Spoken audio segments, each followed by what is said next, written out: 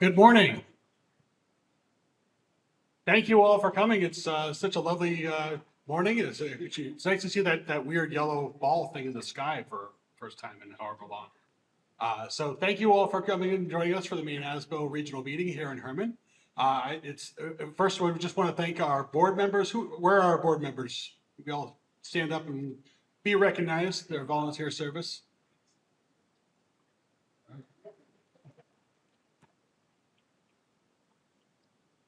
And I also want to introduce our fearless leader, the Vice President of the Maine ASBO, Sherry Moody.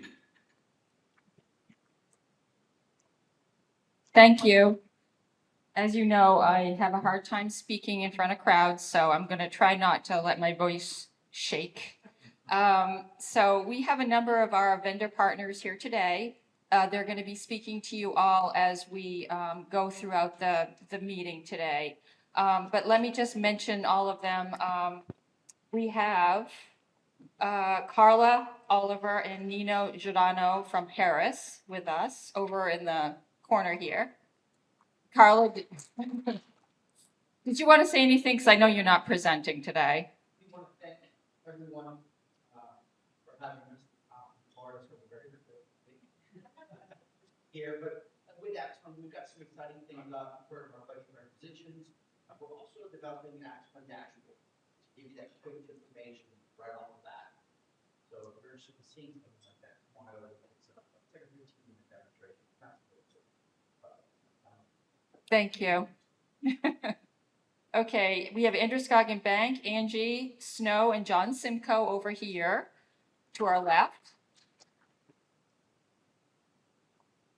Brendan Alfieri with Red Rover will be talking to us in just a moment.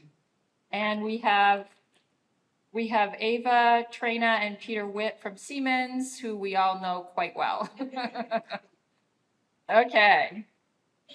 And if there's any vendors in the crowd, raise your hand because I didn't see anybody else. Okay, perfect. Oh, sorry. I'm sorry. No, I'm Jeff with the MC.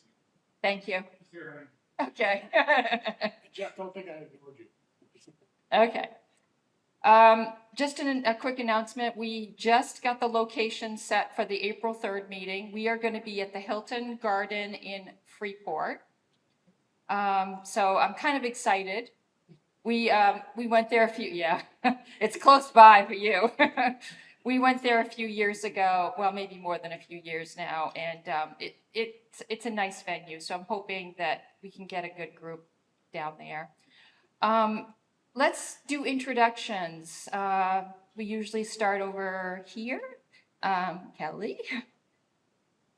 Kelly, what we're invited is our five, which is Freeport, there are right now.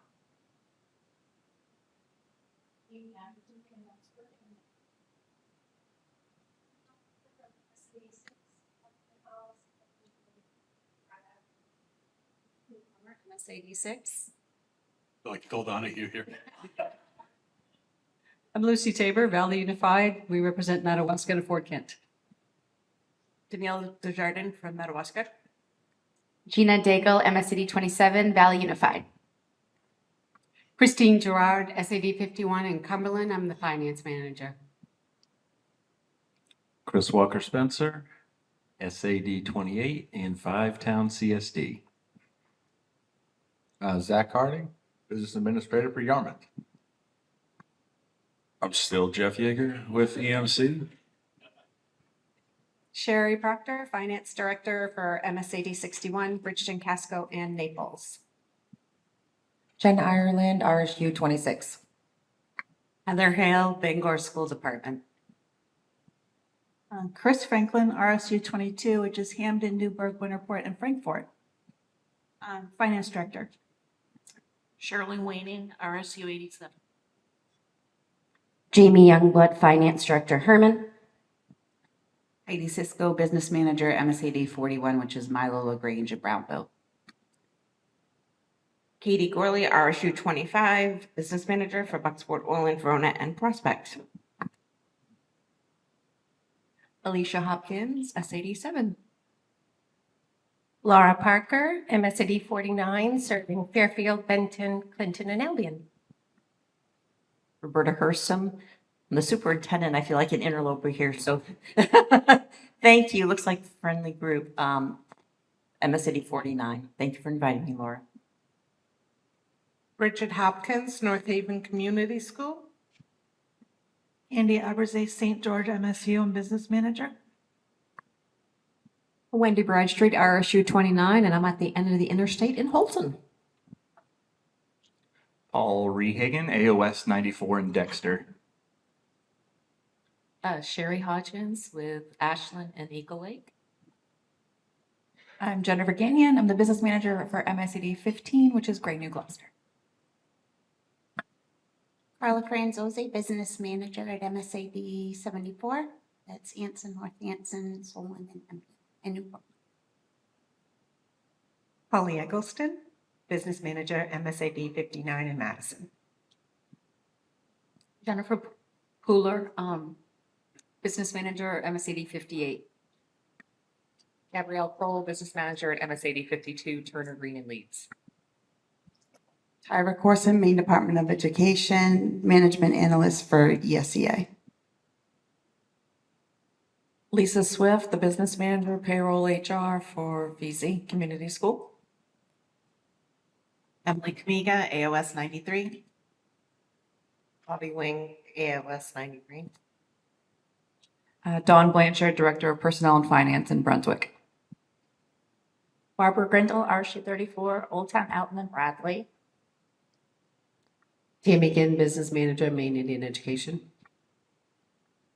Samantha Garnett Sias, business manager, RSU 4, Sabatis Litchfield in Wales. Paulette Saunders, business manager, RSU 71.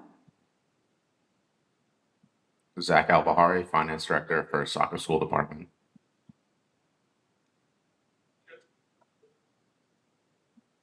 While I walk over here, just remember, anybody who can figure out my Phil Donahue joke gets another pastry.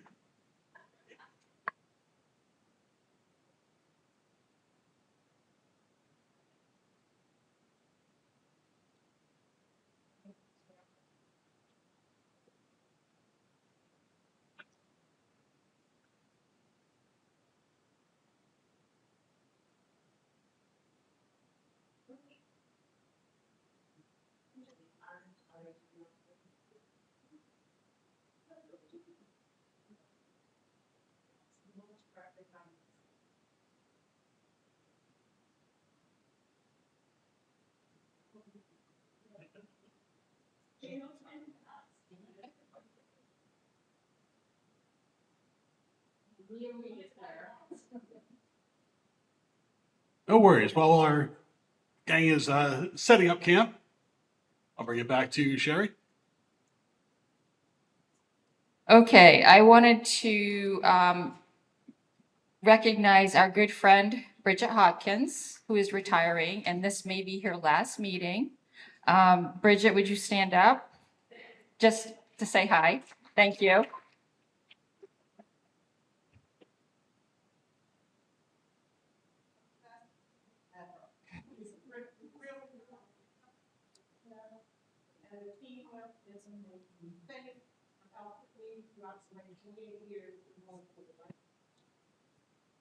Thanks, Bridget.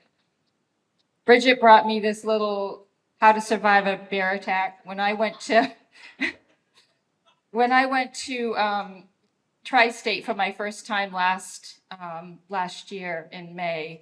I was out walking in New Hampshire and a bear and I came face to face and we both went in opposite directions, but Bridget thought that was really funny. At the time I was shaking, but now I've gotten over it. So I think we're ready for our Red Rover presentation. And then we have Paula and crew who will be doing their presentation.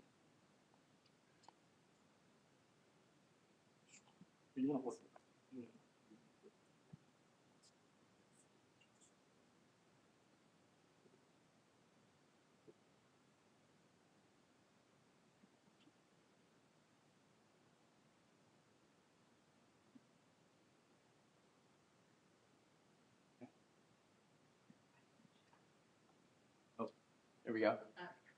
Good morning, everyone. My name is Brendan with Red Rover. Really thankful to be here and want to thank Maine ASBO for our partnership this year. This is the first year we're partnering with you guys and hopefully first of many. We really are grateful to be here to partner with you guys. And you guys are a great group. Really excited to get to know people. And before I get started, have any of you bought a product for yourself that you were really excited about, saving up money, or bought a product for your district, and something happened that didn't go correctly? Raise your hand. That you had to call customer service for. Have you ever been on hold for more than an hour? Raise your hand. That's funny. Any longer than 2, I've been on hold with the IRS for an hour and a half, so I can relate. But it's frustrating, and it takes away from the product, because you're like, I'm so excited about what the product was going to bring to me, whatever the usage was, and then you have to call customer service and you don't have a great experience. It takes away from the value of the product. So here at Red Rover, I'm going to give you guys a little bit of an introduction to who we are as a company. We started in January of 2020. And so we developed products for absence management, substitute coordinating, and I'll get into some more a little bit later. But what we found when we were doing our market research before COVID hit, our company started in January of 2020, and we all know March 2020, our lives completely changed. So it was a great time to roll out a company. But what we found is technology in the K-12 industry for human capital management is very outdated. There's a lot of products out there that have been developed since early 2000s, even before the iPhone came out. And we talk about customer service. Even a company like Apple, who brought out iPhone 1, iPhone 2, they don't even support that software. So what we found is that we can build products on modern technology. We can really deliver to the needs of your school district, because we all know that you guys, it's an ever-changing environment in the K-12 workforce. Things change all the time. So what we did was we focused on listening to people in your position all around the nation of what are you guys looking for in a human capital management product? What are the needs? And so we found that if we can build all of our products, we can really integrate and create modern, efficient workflows that connect different departments: business, finance, HR, payroll, superintendent. There's a lot of different ways that we can connect when you build products from the ground up. So we built absence management in January 2020, time tracking about a year later, hiring and onboarding, professional development, employee records, and we are the only HCM K-12 focused company that has developed these products from the ground up. And we really work well with other payroll companies like Tyler, like School ERP Pro, you name it. We really work well because we built our system to be adaptable to the needs of what data needs to go over into the payroll side. So we have a saying at Red Rover that we developed our products on modern and intuitive technology. We know that in your workforce that there's a lot of change that happens year after year. So we are a very adaptable company because we built our products. Even some of the things like text messaging, bringing K-12 to the modern world of no more robocalls, text messaging, very user-friendly experience for your teachers, for your staff. And a lot of customers are finding success with us. We're over 1,800 districts that have switched in the past 6 years, and that is growing fast. And in Maine, we have 3 customers right now with MSD 53, RSU 25, and then Fayette Central Schools. And so the reason I'll sum up with this, our customer support is amazing. We are really focused on getting your answers under 30 seconds. Instead of waiting an hour and a half on the IRS call, waiting on hold to get an answer, we're under 30 seconds to really provide you what you need right then and there, because we know that you guys wear many hats. So we're really thankful to be here. I'm over at that booth. Feel free to stop by, grab anything. Even if you don't want to talk, and grab some pens. I think we have the best pens in the business. So take some pens home with you guys. But thank you guys so much for this opportunity, and looking forward to meeting you guys all and growing with you guys. Thank you.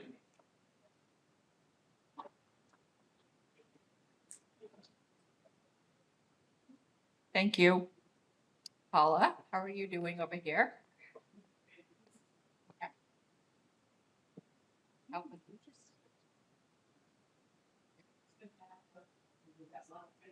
Okay.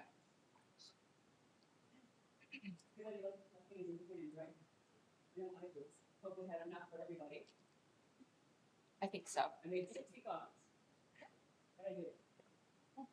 Did we have enough copies for everybody? Did everybody get one?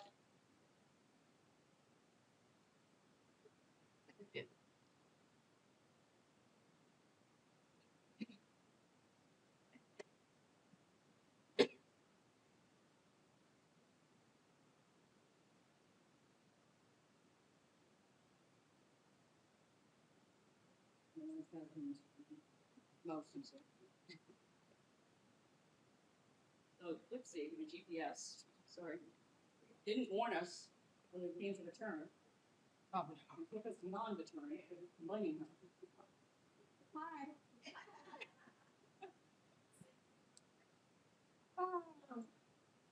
And I'm only 5'3". Well, I'm only 5. You can't tell. I won't stand behind here once I get it hooked up. There's Nana. Always bring Nana with me. So anyway, Gypsy took us down, instead of telling us to turn around, she took us down and about 10 miles out of our way on a really interesting road trip. So, sorry. But here we are.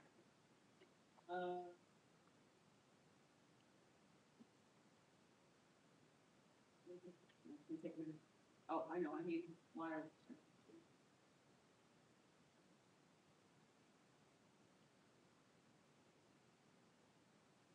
I did not take the time to put what I wanted to talk about on a flash drive.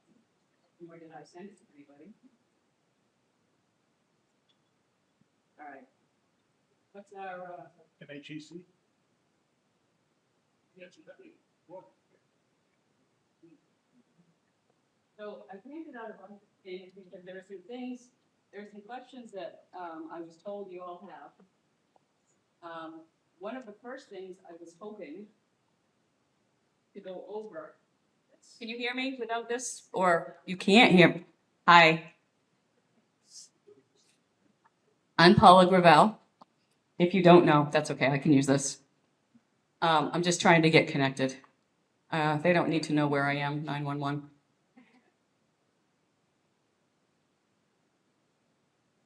No phone calls today.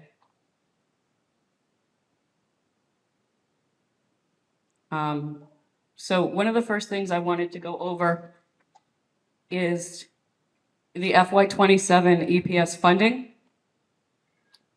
changes that we've done, and I'm hoping that's quick. As you can see, it's a very small presentation.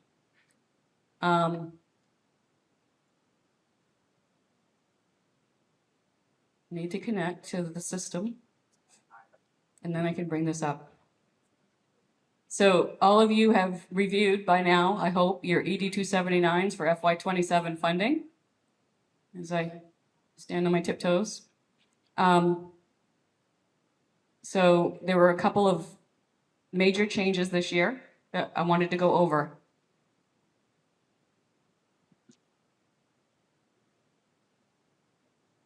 The first one that you would have noticed is the reclassification of the major capital construction, AKA new schools, debt service that is approved for state funding. It used to be on section C of your ED 279. How many in here have state-funded school construction debt, principal and interest payments? Okay, so it looks like maybe about a quarter of you. What's interesting is what you see in the 279s is the state-funded portion. Because when you do your construction and the total cost is determined, there's going to be a portion of that bond that is local only. And then there's the portion that is state. And that's supposed to be the part of the state portion that we put into the 279 is the 100% state-funded portion.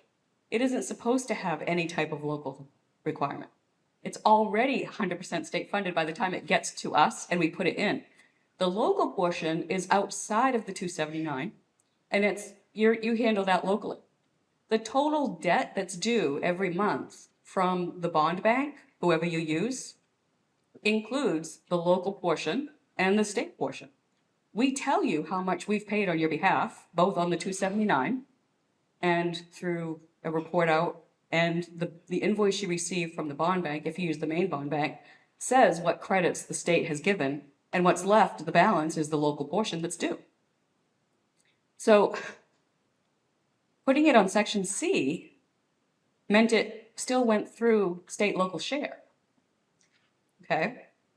And by doing that, some areas with towns that might be below the mill rate because they are minimum contributors, in other words, they can cover through their valuation times the mill rate, the total cost of EPS calculated cost.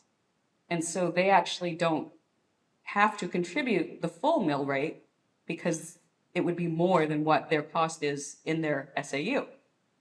For them, they would actually be assessed an additional local share on the debt. Well, in doing some research recently for the Governor's Commission on School Construction, I noticed that and noticed that, well, that's not right. And so in the budget, we're putting in legislation to move it out of there.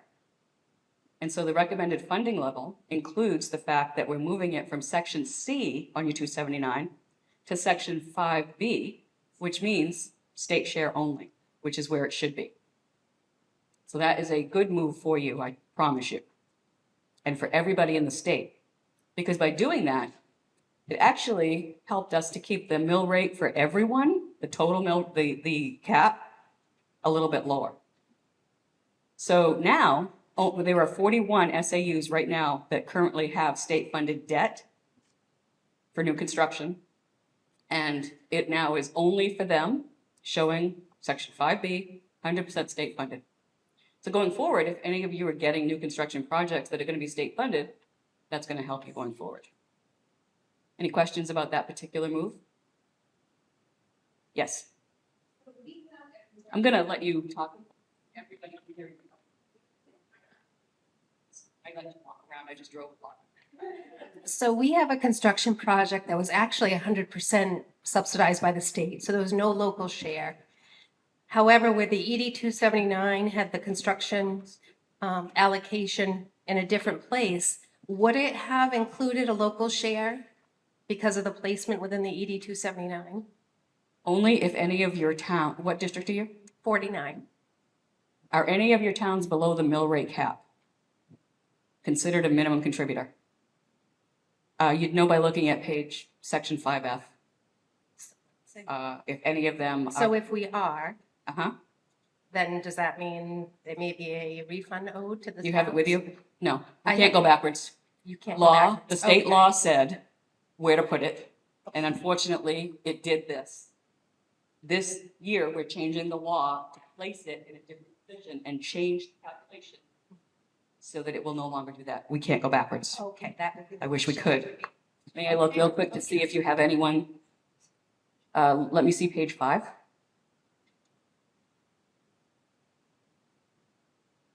Sorry. No, it's give me time. Well, it is. No, that's not page 5. Okay. Okay. No, you've got everybody is at the mill rate, so thankfully none of them were inappropriately assessed. I'm going to let Mike handle that so that I can actually log in. All right. Any other questions? I saw another hand. Or maybe that was the question for that person as well. Okay. This is a good move. This is really good. I'm very happy that this went through because this is much better for everybody in the whole state. We're trying really hard to find inconsistencies that are not accurate and correct, and it takes time, but I'm really happy that this one was able to get put into the statute this year for recommended funding level. The hope now is that it makes it all the way through enactment. That's the only thing. So we need to keep that going. Okay, the second one, you may not, there's likely going to be more questions about this one, is the move of adult ed out of the ED 279. You have a question? I have a question. Paula, can I just clarify? Does Please. that mean it hasn't passed yet? It's not final and Nothing's final until and it could revert to where it was? it's possible. I hope not. It's rare that they make changes to the budget in the process of enacting the budget after we've put it in. But yeah, it still has to go through statutory requirements, including going through the Ed Committee, which it's in now, and the Appropriations Committee, and then being signed off and voted on by Senate and House, and then finally the governor. But because it's in the budget, the supplemental budget language, it's very likely that it shouldn't be changed. Let's hope.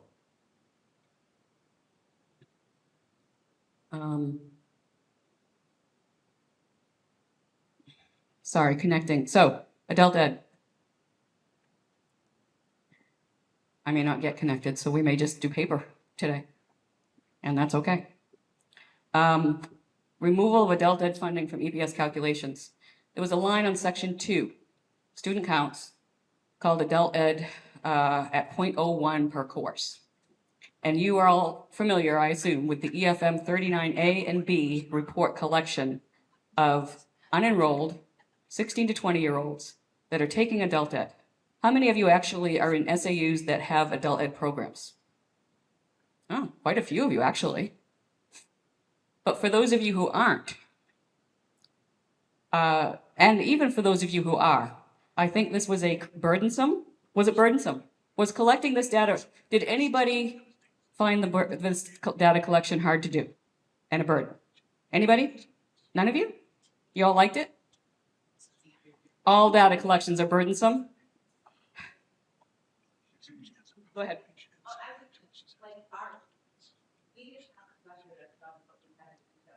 Right. You had to reach out to adult ed. Any of you have the adult ed people find it hard to do and hard to understand and difficult to get? And what is it we're actually calculating? And what are we capturing? And is it these students or is it that students? And which courses? And is it credit hours or is it courses or is it enrollment numbers? For 15 years, I've been doing this. And for 15 years, I've answered the same questions over and over. And every year, it never got easier and it got more complicated and questionable. And I do not believe that the data was ever very accurate. So I do not believe the calculations we were doing were ever very good. The intent of that line of funding was for specifically 16 to 20-year-olds that have unenrolled. That's the term I'm supposed to be using, not dropped out, and are trying to get their high school diploma through adult ed. But it was put into law that you were doing it through the resident SAU. The resident SAU, many times, didn't even operate a school, let alone an adult ed program. So the funding for these students was going a pass-through in the ED 279 at the resident SAU, not even where they're taking classes. And then, here's the kicker, in my opinion, it was being assessed a state local share. Again, because anything in the 279 above section 5B on pages 1 through 3 is subject to the state and local share, which is of course different depending on where you are and what your ability to contribute is based on valuation. So that's another kicker there. So by what we've proposed, again, in the supplemental budget, so still could be pulled out, could be changed, but we have the recommended funding level assumes that these will be enacted because of where they are, okay? So what we've done is we've pulled it out. We've said, okay, we are no longer going to have that line of funding for any SAU. Instead, we've taken $4 million. We've added it to what we call the purple sheet, which are state funded only. So things like the School for the Deaf and Hard of Hearing, JMG, CDS, SAC, state agency clients, those types of things are funded only by the state. We've moved it there. There's no longer going to be a local share from any of you. You're no longer going to need to collect that data or be a pass-through that has a local share to go to your programs. Now, instead, we've got $4 million set aside that the adult ed team in the DOE, which is not us, and who work directly with the adult ed programs and have counts already in what's called Maine Stars, so there's no additional collection needed. They are going to determine how best to allocate the funds to go directly to the programs for those specific students. So the hope is that it relieves a couple things from you. The need to get the collection, the need to determine the local state share portion, and the need to then pass it through to those organizations. Sometimes you may not even know where resident students are taking classes, and that becomes difficult. That's another burden. So that is the overall intent of this change of language and move to pull it out. Now, I realize that also means that some of you that do operate programs are getting a little less funding here, but the hope is that you're getting that made up on the other end. Now, I've had some questions about, does that mean we no longer have to have an adult ed article? Thank you. Article. No, it doesn't mean that. You still do. And you may still have to contribute local funding towards it over and above what this was. So it doesn't take that away, but it moves a portion of it out into where hopefully it gets to where those that belong, that need it more, a little easier. Does that explain it? Okay, and does anybody have questions? Yes. So the adult ed folks will be disseminating those funds to districts somehow, Yes, so separate from the adult ed subsidy. separate, in addition to, yes, it's in addition to the adult ed subsidy that has already been allocated or calculated. Right. And in fact, we recently sent out to those that do have children in this, with the help of the adult ed team, to those SAUs that will be getting funding. They determined $2,000 per student that are in the 16 to 22-year-old category, 16 to 20-year-old category. And so that funding has been calculated. The information has been sent to business managers of SAUs that operate programs, as well as to the adult ed program directors. There's another question? Oh, over here? Yeah. So when you say that there's no local share, does that mean no local share required? Is it going to work the same as with the EPS where there's a required local share, but then if we have a budget that's greater than what's covered by the state and required local share, there's an extra piece that we collect in taxes? Is that how this is So going to work? what I mean by no local share is that line is no longer part of your 279 calculation, that specific line. So the additional funding that's going to your adult ed for that purpose, the unenrolled 16 to 20-year-olds, there's no local share attached. However, you still may be assessed and asked to contribute towards adult education as you have in the past for other areas. So you should talk to your adult ed directors about what that entails. So you do still need the article on your warrant articles, and there still may be additional funding towards adult ed that is related to something over and above and separate from the unenrolled 16 to 20-year-olds that are getting their high set. Does that help? Good. So I think you might have just answered my question. So that's just for the students enrolled in a high set program? Right. Not for, and that's what this was always intended for. Okay, you've referenced that. So any other peripheral, say, ESL support or anything other than the high set? Any adult ed other than the specific high set, specifically for unenrolled 16 to 20-year-olds. That is the demographic of student that this particular line was intended for. So that's all that this funding is for. So any funding for others, older, that are getting their high set, you may still contribute to that. I don't know. I don't know how your adult ed programs work in your SAUs, but that's still over and above and separate. Yes. Okay, question. The way that it was previously described to me from a former adult ed director who is now our superintendent, is that if your warrant article goes down in funding level, your ED 279 portion would reflect and go down as well. So what happens moving forward with this. So we come from a district where we contract with 4 other districts for their adult ed services. Okay. So previously they had their monies in their ED 279.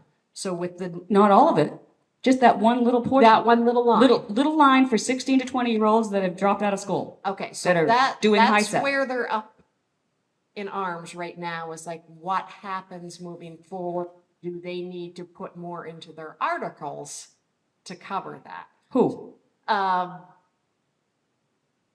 Who need to put it in their articles? Does the other individual school districts, where they're not gonna see anything pop in the 279s anymore, for adult ed, I 16 to need your 20 help. year old. I'm not sure I understand the question. Okay. You need to come.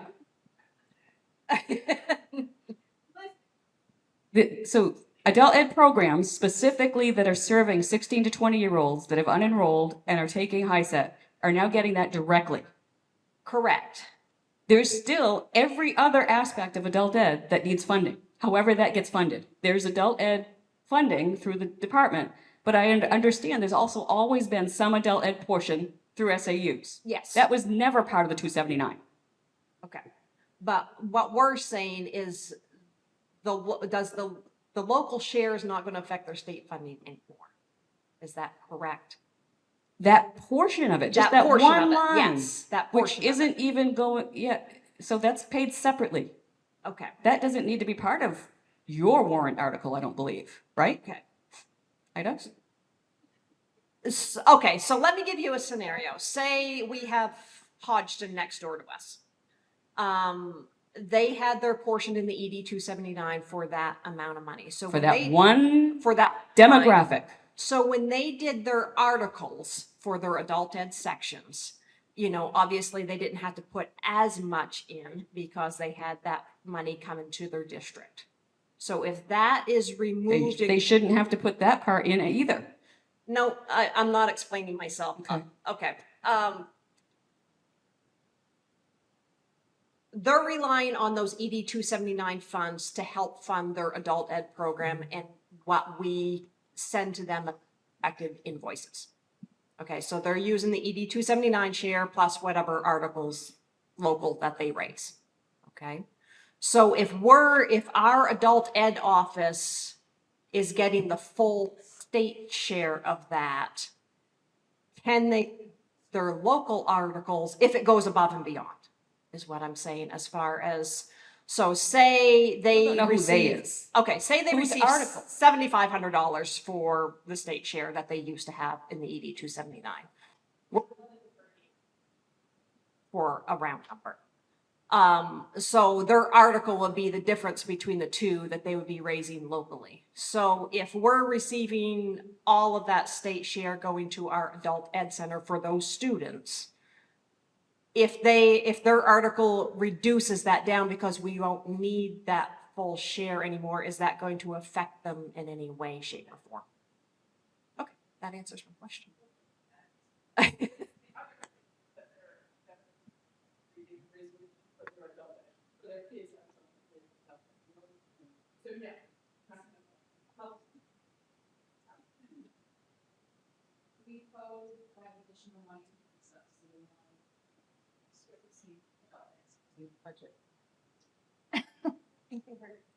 Otherwise you gotta sing, so.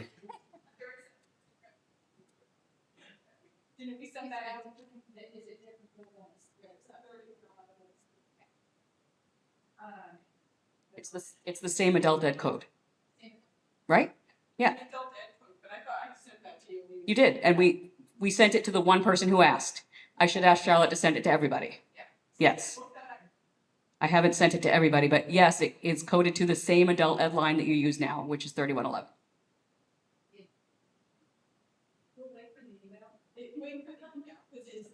It's not the 3111. Then I don't know what I'm talking about when it comes to coding. You should never, ever listen to me if I talk about coding. There's only so much to break it. That's required local to the ED 279, and it's not there. So send you. Any other about adult ed? Is anybody extremely mad about this move? I really want to know. Does anybody think it's a bad idea? I honestly want to know. I was trying to be helpful in putting this through, and I do think it will be helpful. I think change is always difficult.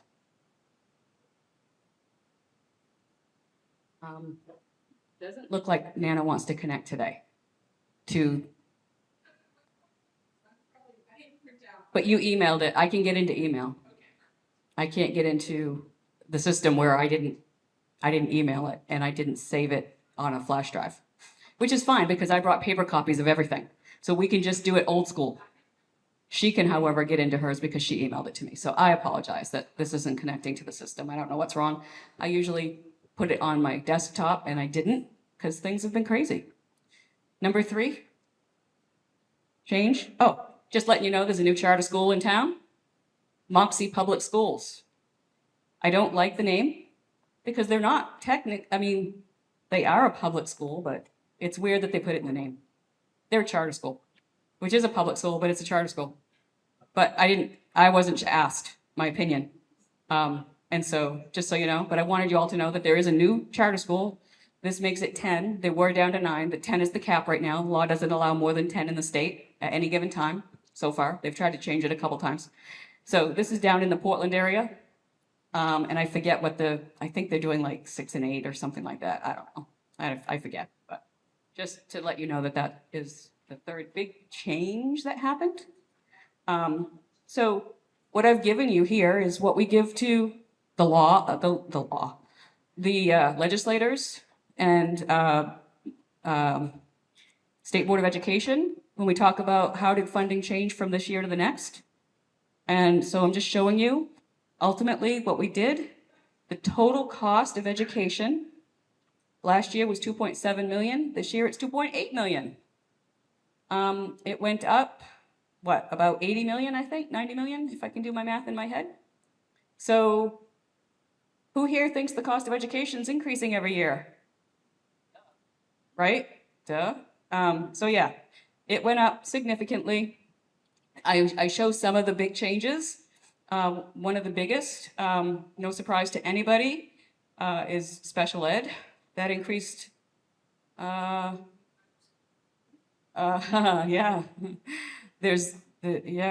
So there's a lot going on. We have, of course, last year they passed that bill about the minimum hourly wages and stuff like that. This year, I won't talk about legislation, that's Laura's area, but there are new bills to do a $50,000 teacher salary. So there's a lot to think about. So the total cost of funding went up, state share and local share both went up accordingly. Because of some of the adjustments that we made, though, we were able to have the local contribution mill rate cap went down from 6.1 to 5.645. We went out 3 digits this year for the first time because we wanted to make it more accurate. And so that's why we've never seen a 3-digit cap before, but this year we did it because it made it more accurate. And so we won't always need it, but this year we did. So any questions on that information? We won't stay. About 10-15 or so, but. Okay. All right. So I'm just showing you the pie. I always attribute pie with the split of the 55% to 45% local. Reminder, 55% contribution on the state side is not at each individual SAU level.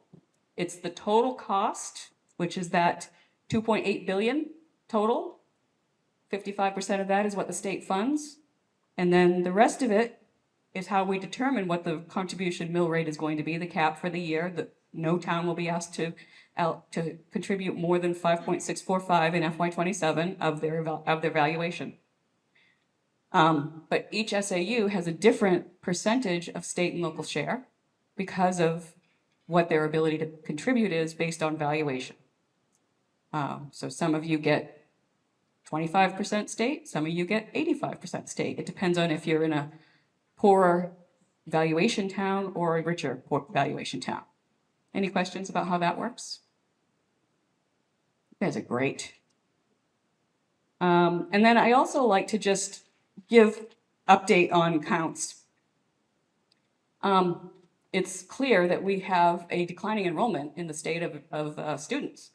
However, the other interesting thing is there's still an increase in special ed. And that's just been happening for all the years I've been at the state. And so I don't see that changing. But it adds to the quagmire of how funding works because it's based on enrollments, as well as the fact that the cost of education, especially for special ed, is continuing to increase, which are the things that are being studied through MAPRE, and the DOE is working very closely with them. And so hopefully, maybe very soon, we can, and I believe we're planning to talk about this in April, there are some suggestions coming out from the study that maybe will help to ease some of these issues that we are seeing in the funding. So that's the update on the FY27 funding. Before I go on to some of the other topics that I had heard you might be interested in talking about, does anybody have any questions that I didn't mention in this about the FY27 funding allocations that recently came out? Yes, ma'am. As part of the ED 279 calculations, you usually use like the wage scales or a wage amount. Is the increased minimum wage requirement now part of that calculation so that we will get more funding because of the minimum wage? Is that in effect this year or is that only next year? Like that it will? The minimum wage for the hourly and also for teachers. Yes, they are part of the salary matrices that we use. So yes, we are including statute when the law was put in for the minimum hourly, ed techs and other. That was fun. What do they mean by other? So anyway, yes, that is included and is supposed to be updated every year per statute. So the salary matrices that we use to calculate the funding already have those in. Yes, we also have done that with the minimum teacher. We did that to the 40. We will do that with the 50 if we have to. Yes, I rolled my eyes. So yes, we are trying very hard to keep the cost that we calculate as close to what the actual is, especially when it comes to salaries that are being required. We are trying to make sure that our calculations are done to the best possible way to keep you at least whole at that level. It's not perfect because there are some things that need to be corrected in the formula, which are being talked about in 318, and we can talk about that more in April. But yes, good question. Anybody else? Anything else? Sweet. All right, the next thing that I'm gonna quickly talk about is why data matters. Is Jen Pooler here? Are you here? You are, hi. Thank you Jen gave me a list of things that she thought would be helpful. So thank you, Jen. No, really, why data matters. Years ago, my co-partner, Charlotte Ellis, and I did a Why Data Matters tour around the state. And I might do that again, but I obviously don't have time for all that now. But I want to remind you all why data matters. And some of the components of data that matter the most. One of the items that I gave you is reports that impact the ED 279 subsidy calculations and when they're due. Just to remind you all of the important dates and data. And what I would ask is every October, before October, start putting your enrollment information together. But even before that, this summer, start putting your packets together of what you need for information. Because one of the items that is extremely important in the formula right now, and unfortunately, it's probably going to continue to be done this way for the foreseeable future, are the economic disadvantaged students. That has changed, and I've explained that a number of times, so I won't go into it too much. But when EPS was originally created, everybody back then, 2006 is when it started, everybody was collecting free and reduced lunch forms. And most homes, I know I grew up doing it, did it. Not everybody, some still had a stigma, so not everybody did it, but we got a fairly decent indicator of poverty as a result of free and reduced lunch. When EPS was created, rather than have to create another way of determining economic disadvantage status, they said, let's just use the data that's already being collected, because again, nobody wants another collection. And so they said, well, the definition in statute for EPS, for economic disadvantaged, is going to be students that are eligible for free or reduced lunch per the national guidelines. That's the definition. That's what's still in law today. Then, of course, things started changing. National things changed, and they started doing what they call, oh boy, oh, hold on, there's another form for that. To keep my brain.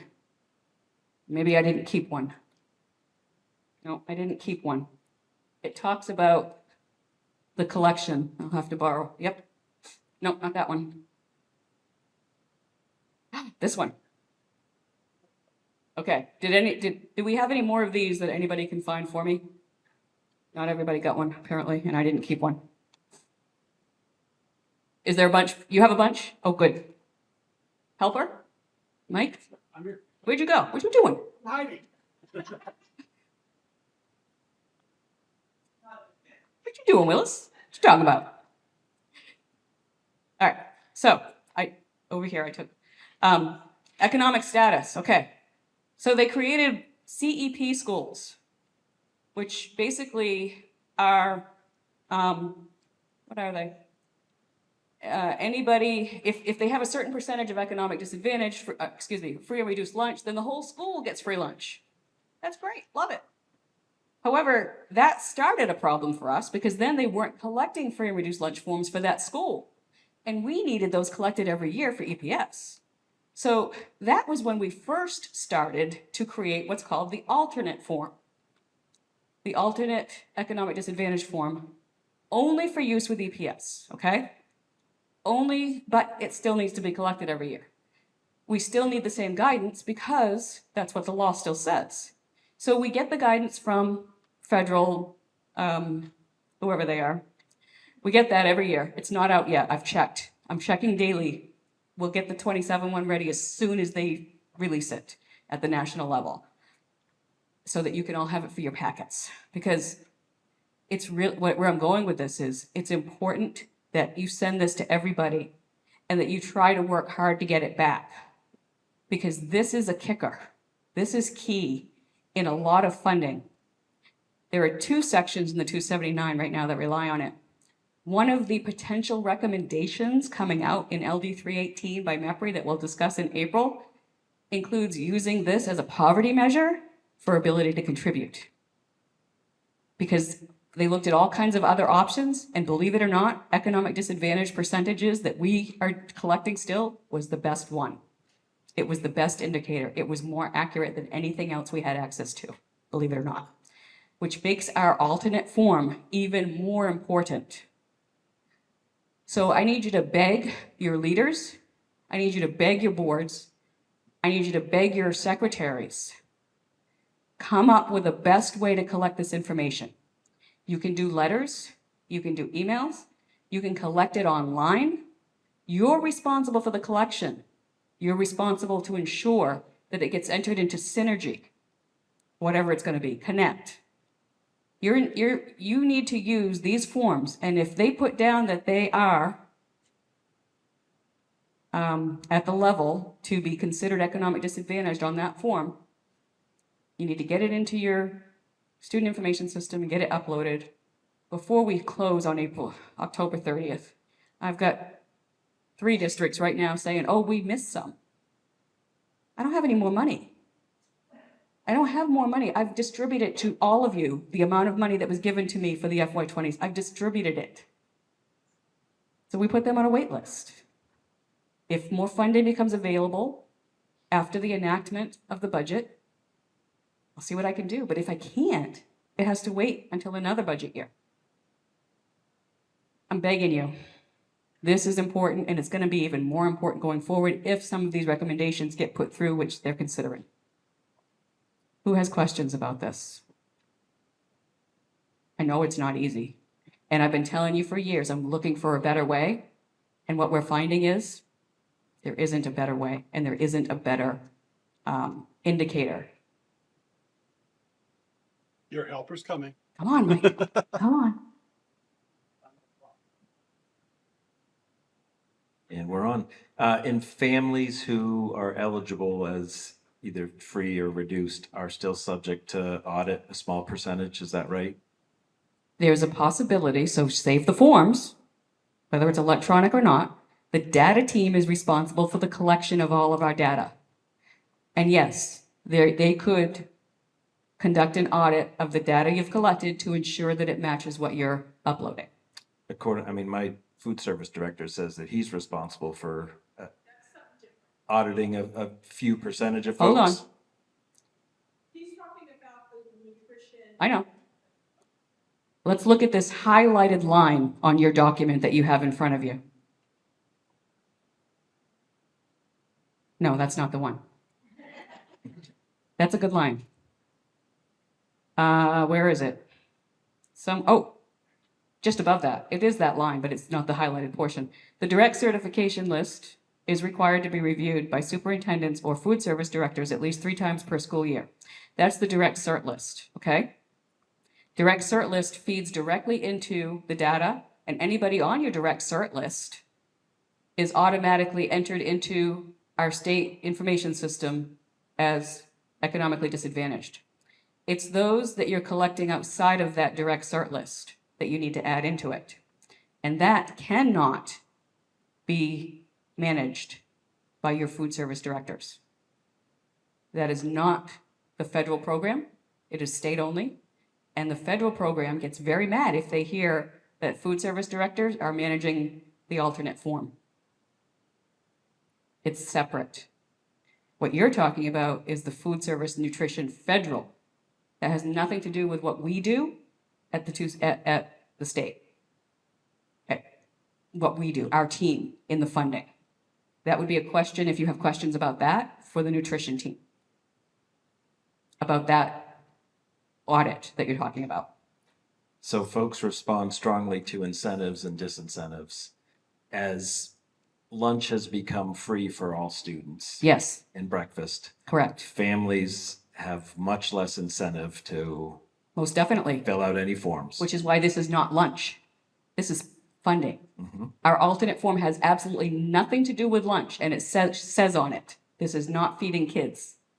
We don't feed kids in the 279 or with the state funding that we give you. That's completely separate. This is all about funding and helping your town where you live, parent, to have less local taxes related to school funding. And so that's the incentive. That's the incentive. Yep. That's a lot tougher sell than we're going to give you free lunch. Really? Absolutely. They don't care about their taxes.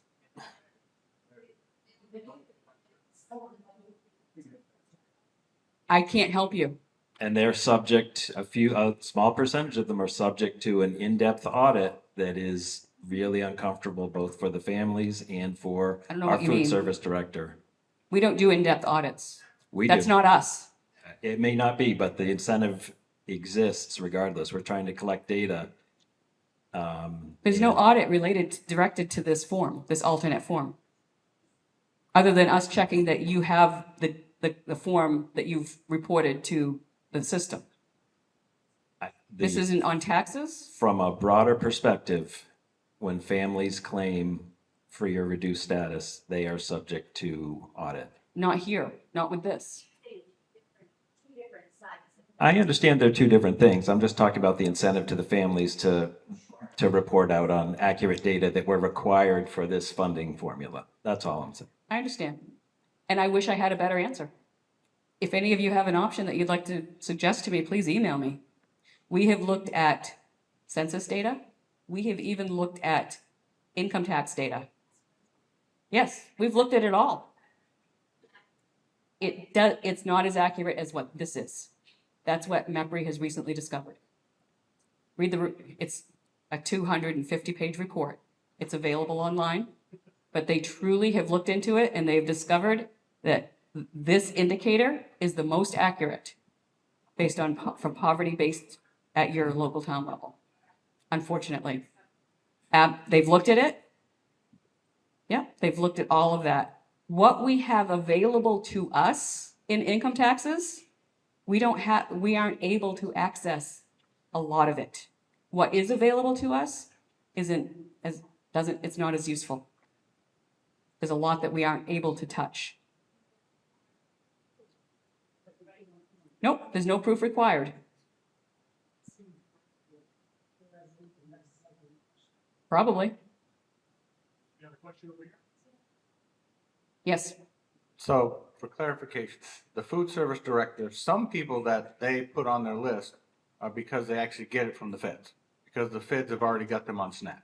Right, So that's direct cert. Oh, those direct That certs. automatically gets put in. So now when we hand this person that already has SNAP this form, they're gonna assume they've already got it. And if they have SNAP, we already have them, they don't need to do it. Okay, so they're already in there, so they're Yep. already covered. Okay. If they have SNAP, TANF, eligible for Maine Care, all of those now are automatically direct cert. You can check.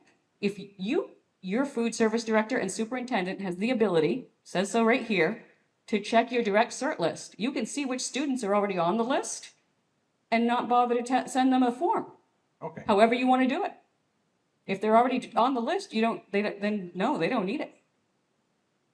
It's everybody else that may be in poverty based on the federal guidelines that we need to get more information on. Now, if you want to just go with direct cert, we could do that. That was suggested too, but I think you're going to be missing a bunch. And that wouldn't be good. You mentioned the ability to do them like online electronically. Is there a format or a method that we can do that with? Right now, we're putting those in our packets that go out the first day of school with students, and they all come back to me. I compile them in a spreadsheet. When we're all done, I give them back to my food service director and say, if you have an application here, do not change anything. But I'm just trying to make sure that we don't have multiple people changing student data. So I'm in charge of those forms, but she is the one that makes sure she doesn't have an overriding Duplicates. form. Absolutely, yeah, because the free reduced lunch form would override the alternate form. Correct. So how could we do that electronically? Because right now I've got about a foot-high stack of these forms on can we do like a Google form? Yep. And send, Christmas. Yep, you sure can. All we're giving you is a template. The alternate form that we create, is a template. How you get it out to your people is really up to you. As long as you're able to keep record of what you get back, in case we do need to check.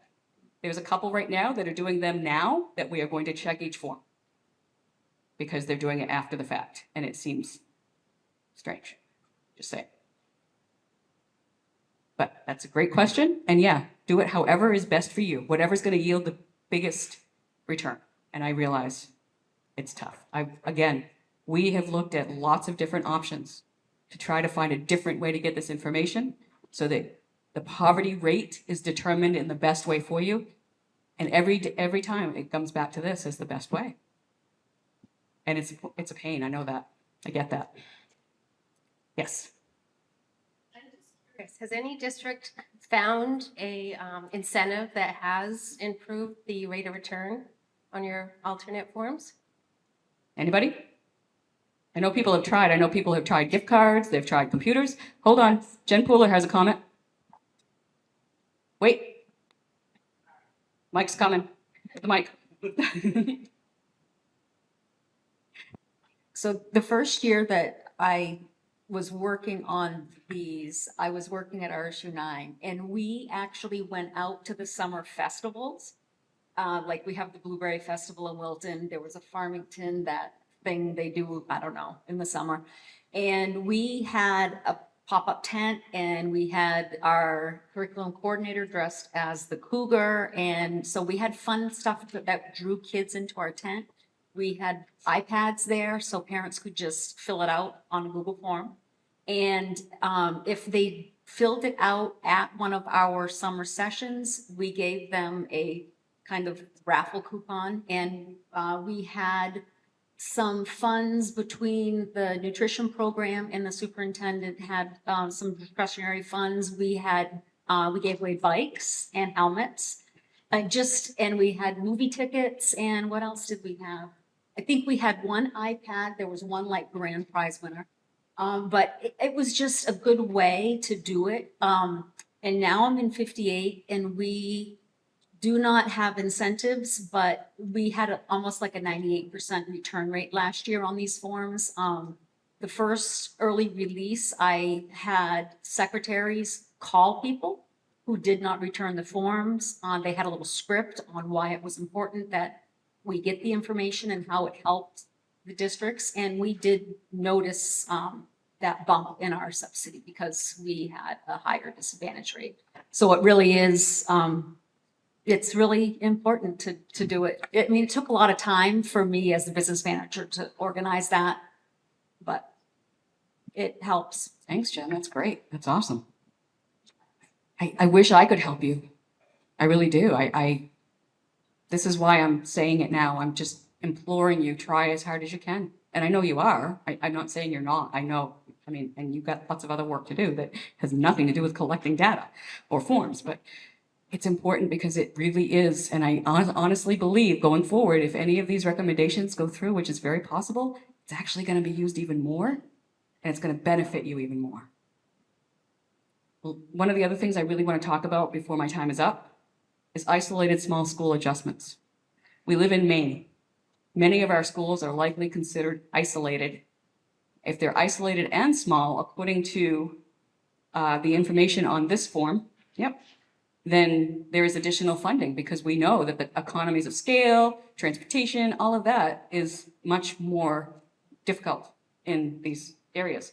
So for, 8 miles away for elementary, to the nearest school, what is high school? Islands are automatically isolated, go figure. Hello.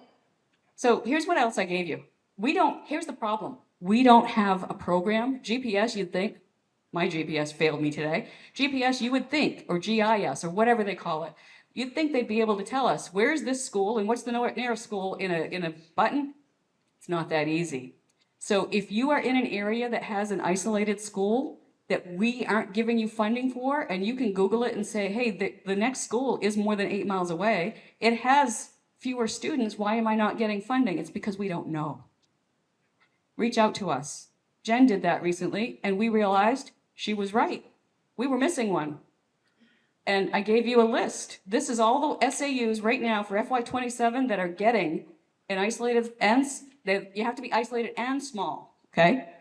So if you're just isolated but you're not small, you don't get anything. But this is everybody that's getting it and how much they're getting.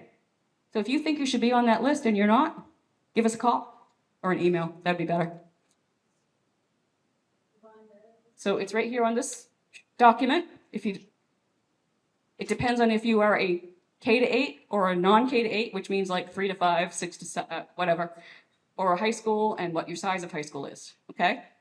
So I wanted to bring that up because not everybody realizes that that's a thing, and they probably think that we have the ability to know.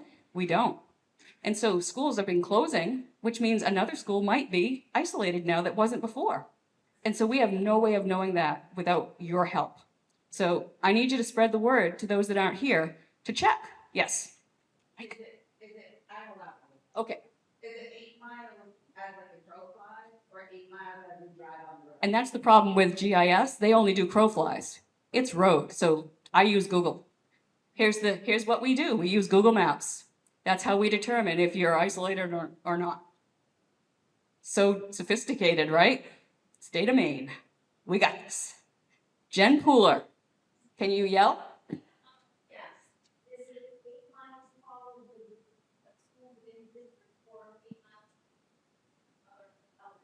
Any elementary school. Doesn't have to be in your district. I got all the way over here for nothing. You might want to stay there. Any other questions about isolated small school? I wanted to bring it up. It's not something everybody thinks about. And it's not something we can know without your help. The last thing I'll mention real quick, because I'm out of time, is this other important web links. This goes back, this goes back to the Why Data Matters stuff. In here is reminders on websites that you can go to and how to check your student data, what reports to look at, and how to check your staff data and what reports to look at. Why?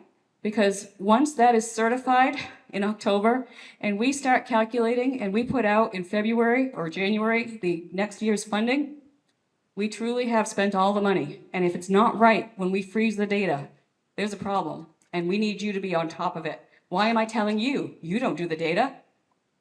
Because you do the money. And you probably care the most in your district about the data being accurate, correct, and timely. And I know that. And I appreciate you all very much for the work you do. And I'm not just saying that. I am not champion of education person. I am, you matter, you're important, you do hard work. And I want your work to work just like my work.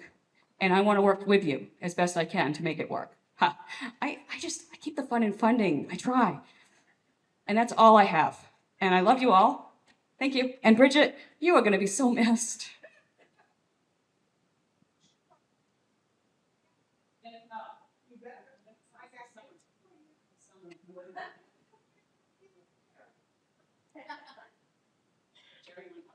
Yes, absolutely. Well, the ferry's 5 minutes from me, so. Paula mentioned that she's coming to the April meeting with Amy Johnson.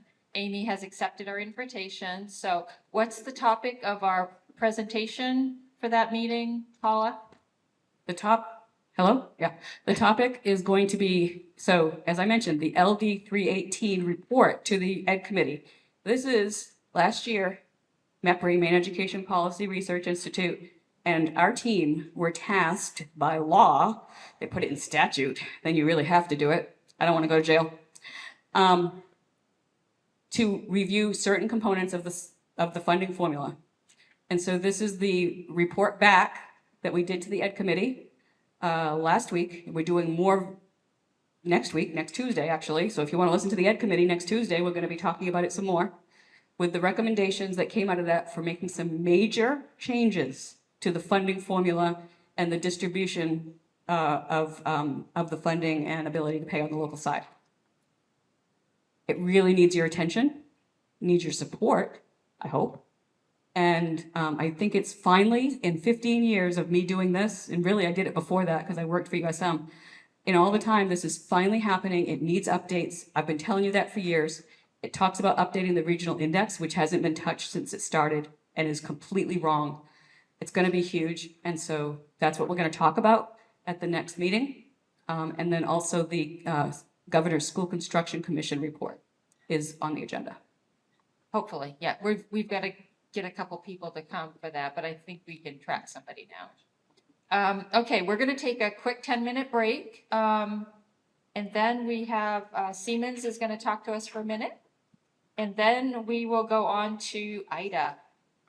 Wait, Ida, yeah, she's next on the agenda. Thank you. My name is Ava Trina. I'm here accompanied by my colleague Peter Witt. I've been with Siemens for 6 years. Peter's a little bit on the newer side, but still an excellent addition to our team. So I am on the energy team. I'm usually the one that does the speaking stuff, and I actually asked Peter to take over today. So he's going to talk a little bit more than I do, which is a small feat. Now she tells me. So, good morning, I'm Peter. I've been with Siemens for about 1.5 years. I guess I'm the northernmost customer service salesperson for Siemens. I live right here in this area. Happy and satisfied customer of RSU 22 in Hamden, Winterport, Newark, and Frankfurt. So right out of the Bangor area here. And from my accent, you can tell I'm not from here. It's actually from East Millinocket. Maybe not. Maybe not. So rather than telling you about Siemens products, a lot of you know about Siemens, I'm going to tell you about a case study, one of you basically. I don't think that school district is here this morning, but I just want to give you one example of what can really happen.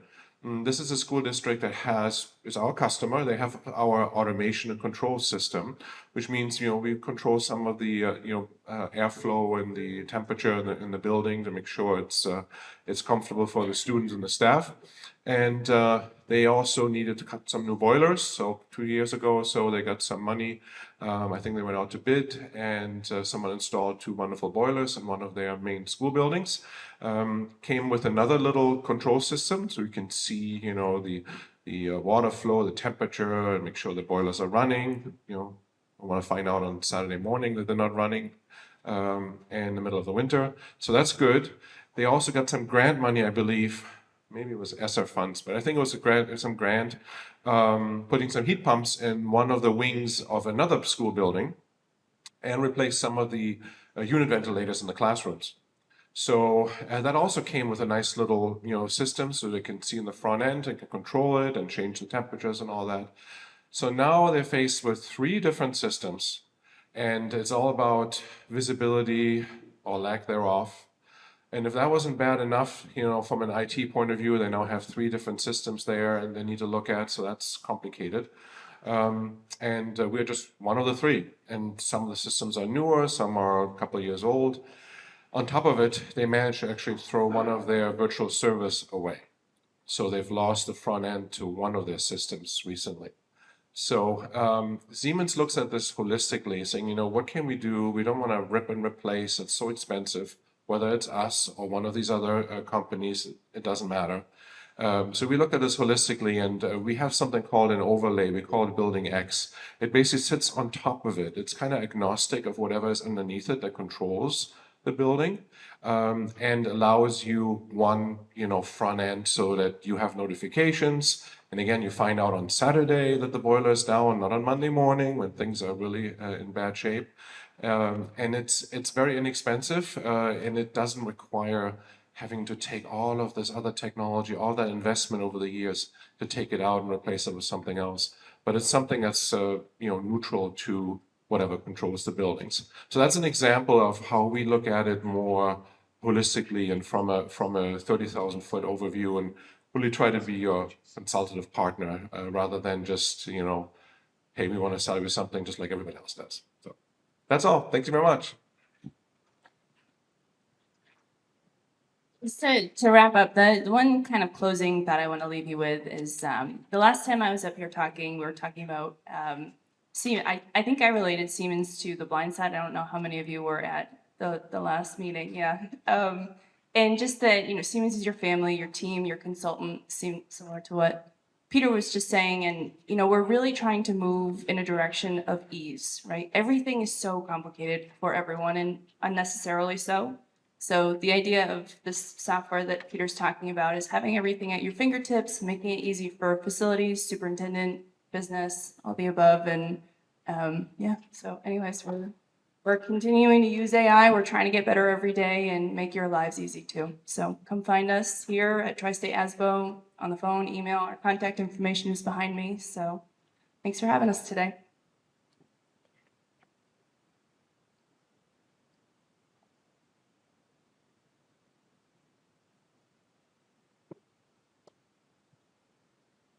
We're just going to get Ida up here. Yeah, we're just going to rearrange computers. 1 second.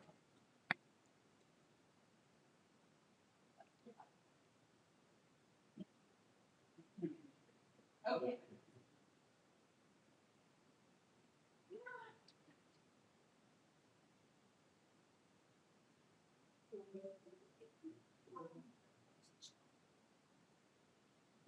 Hello. I'm Ida Batista. The school finance manager. Paula, my tech girl, is working on my PowerPoint. She hidden. The woman behind the podium. Thank you for having me. I always appreciate seeing everybody in person, and I'll be talking about special ed, and then there's some coding Q&A, because that's what I was told that you ladies and gentlemen were interested in. So I did not, unfortunately, it's still hot. It's still, you'd get ink on your fingers from the presentation. So I did not print out. And I sort of went broad with special ed because, yes, there's the funding formula, and we'll definitely talk about that. But special ed is becoming a larger responsibility. So, sorry. It's all right. I'm not sure what's going on. Oh my. Fire me as your tech person. Fine. Come on, you can do it. It's the internet. Okay. Is it the internet? Yes. And there's no way. Yeah, there's no way to hard plug. Okay, so well, I'm gonna just start. I have my own little copy here. And the first thing I wanted to talk about, we get a lot of questions about special ed, various aspects of special ed and special ed finance. And here's one that has been coming more recently. Reimbursement for state agency clients, such as students in foster care who receive special ed services. If your question starts with reimbursement, no, it's not school finance. We do an allocation model, so if you're talking reimbursement, it's OSSI team. The Title 20A section is 15,689. It's 100% of actual costs. The reimbursement is the EFS 04 submissions, which are done monthly. They're due by the 15th of the month. There is the email address is sac.doe@maine.gov. You would check with Mary Adley and Lori Friedman at maine.gov. These funds are not included in the EPS K-12 funding. So if you're getting funded from another source, they will never sit in the EPS K-12 formula. It's a theme. You'll see a theme. So the next, which I don't know how many people here are in a current cohort for free appropriate education in early childhood special education. Not many. How many are going into 3? Woo! Okay, and so I guess everybody else is 4? Maybe? 4.5? Possibly? Yeah, if they haven't. Who knows? So Kelly has heard some of this, and I do want to speak about this a little bit more because she was at the meeting, and some of it's repeat from the OSSI team meeting this week, but I figure it never hurts to hear it again. So FY27 will be cohort 3. It's significantly bigger, so it's been piloted. We are not done with year 2, so we are learning as we go. We are building the plane as it's flying.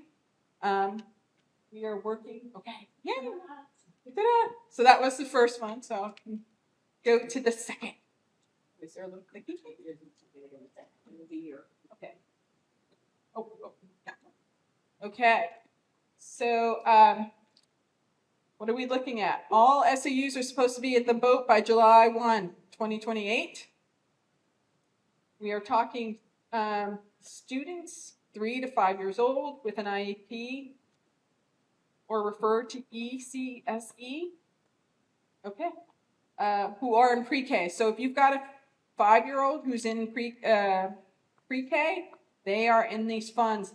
The collection right now is through, you are inputting these students. We are making augmentations to that data so that these children are not included in EPS. So when you see your counts, Paula, can you explain to me as far as data matters? Is there a way for them to check their count prior for this group?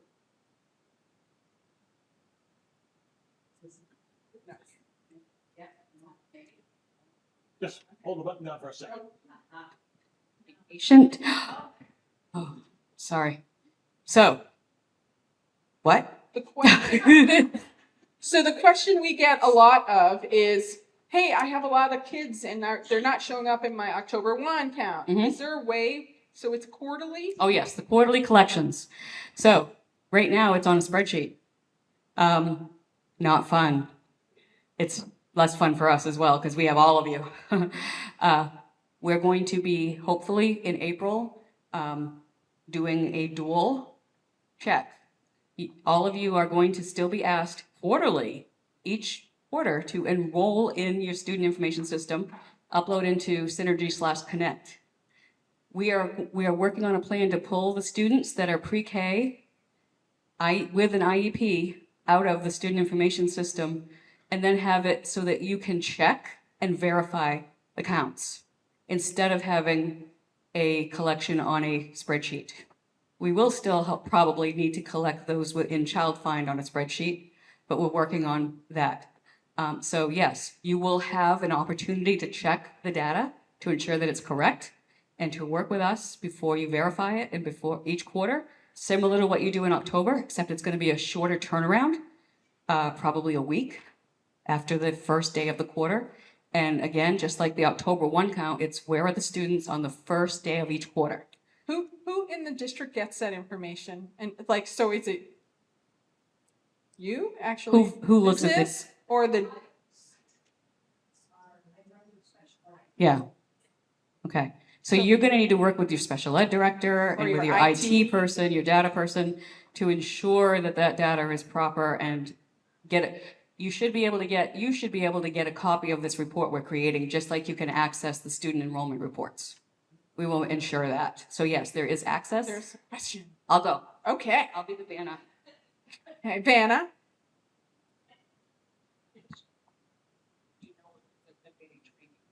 When do we plan to transition to this new way? We're going to test it, hopefully, in the April count collection.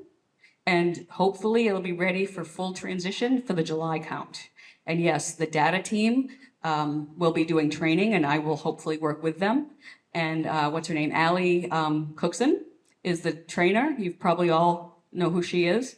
She will be doing probably a webinar and things like that. Okay. So that's how accounts work. And we are basing our funding formula on counts. So the section is 7303, funding allocation not through general purpose aid and provided at 100% state share. Not general fund, 100% state share. Though we heard on Tuesday, I think it was, that it is, what is it, necessary, appropriate and necessary? Reasonable and necessary. Reasonable and necessary. So we're figuring that out. That does not mean that we are telling you that something IP is not warranted. We will not be judging your IEP. That is not our role. We are looking at other things. Do you really need a full van for 2 kids 100% of the time? I would say no. I would say if you need a van, you can put it in your general fund, charge back expenditures related to the pre-K with IEPs, to the pre-K with IEP budget line.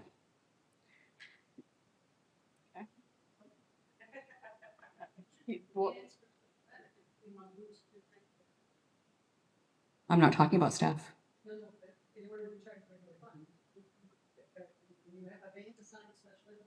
Mm-hmm.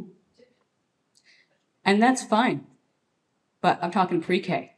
Yeah. Remember, the 100% funding outside of Only EPS pre-K. is only pre-K with an IEP. So you're going to have to All your portion other it out. special ed is still done the same way. So if there's a van you need for special ed and it's a special run just for these pre-K students, that's the portion that you would charge back to the pre-K line. That's 100% funded by the state. Does that make sense?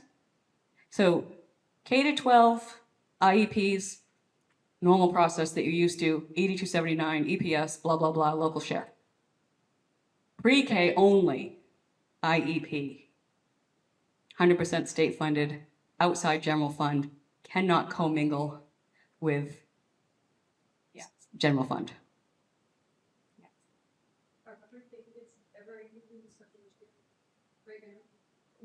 Yes. Yes. 4-year-olds. But, oh, sorry. Yes, please ask a question. In the microphone. So right now, are pre-K students with an IEP included in the special education? So how will we differentiate between the pre-K that are currently special education and the pre-K that are this Once new- you are in the cohort. Once you're in the cohort, they will be pulled out. from Any there. pre-K 3 or 4-year-olds with an IEP Or that you 5. enroll, Or 5-year-olds. or 5, there's a 5-year-old issue, will no longer count in your U279. We pull them out and we fund them here once you are officially in a cohort.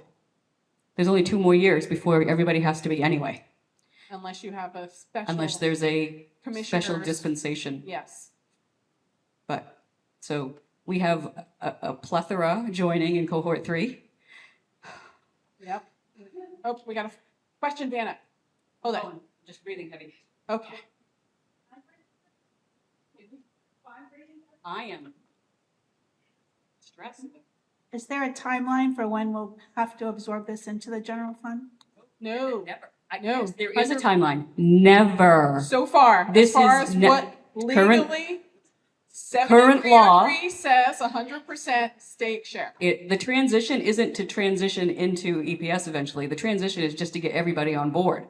But Right now, law states it will never be part of general fund until it doesn't. So, But yeah, so we'll talk about that. Nothing that we've heard to change that anytime soon. Okay, so now when we decided to, or when it was decided how we'd fund this at 100% share, they decided that the statute for pre-K special ed would fund it. Okay, so up on the slide, it tells you the weights and the per pupil amounts. These are what you would see on your ED 279 section 2. Anywhere there's a pre-K line, we're using that in the formula. That is the portion of this ECSE fund that is for your operating, your general ed for these students. Then we do, for special ed, we do a 1.5, and it's using your current year EPS elementary rate, okay? These funds are outside of general funds. We're going to say it again several times. Fund code 2213. And we had a very interesting discussion, and I'm putting Kelly on the spot again, because we have a couple things. They say in that fund, so let's just say we allocated beautifully. Oh, they also never go less than quarter 2 fund. Your child fine, which is $1,000, may change from the quarter, but is that correct? Am I mistaken? It'll go up, but never down. What is child fine for? What is child fine for? Anybody? Yes. It's the referral. They haven't yet been assigned an IEP, but they need to be evaluated. And so the Yes. funding at $1,000 per child, which we've heard in some cases is not enough, we're reviewing that, is for that cost. Referral, evaluation of the referral. So that's a one-time. That won't go forward. So when we say we're sticking to the quarter, we won't go below the quarter 2 allocation of funding, even if your counts dip down. It doesn't include the child find allocation. Yes. Okay. So there's that. So let's just say we've done a beautiful job in the year and we've gotten your allocation for the year and you have leftover. That money has to stay in 2213 and has to be used within the following year. Yes? So I can't move it over into my general fund? No. It's specific state funds. So it needs to say, Gabby, in the background.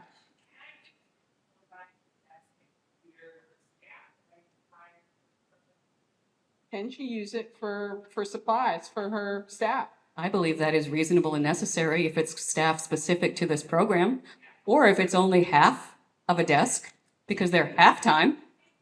Seems reasonable to me. Okay. Oh, we got another question.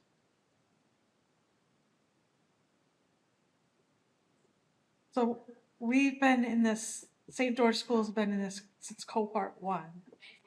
So for cohort 1, and the expenses have been rising because we have more students with IEPs.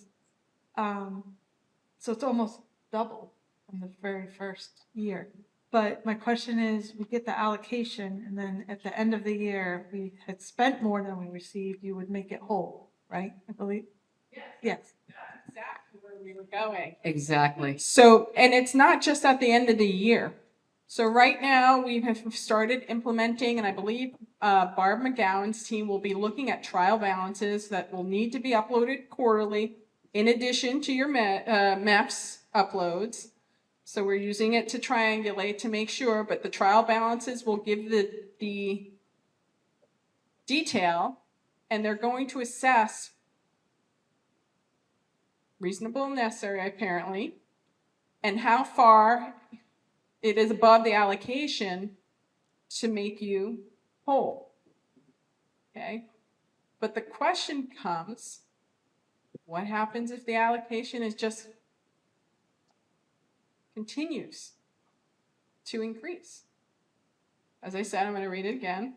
Provided at 100% state share. There's another question. Yeah, I see. Were you done? There's one here as well. Oh, man. Go ahead. So if a pre-K student is identified, they need an IEP. They're in one of our pre-K classrooms. What if they only get like speech services, so 1 hour, whatever their IEP says?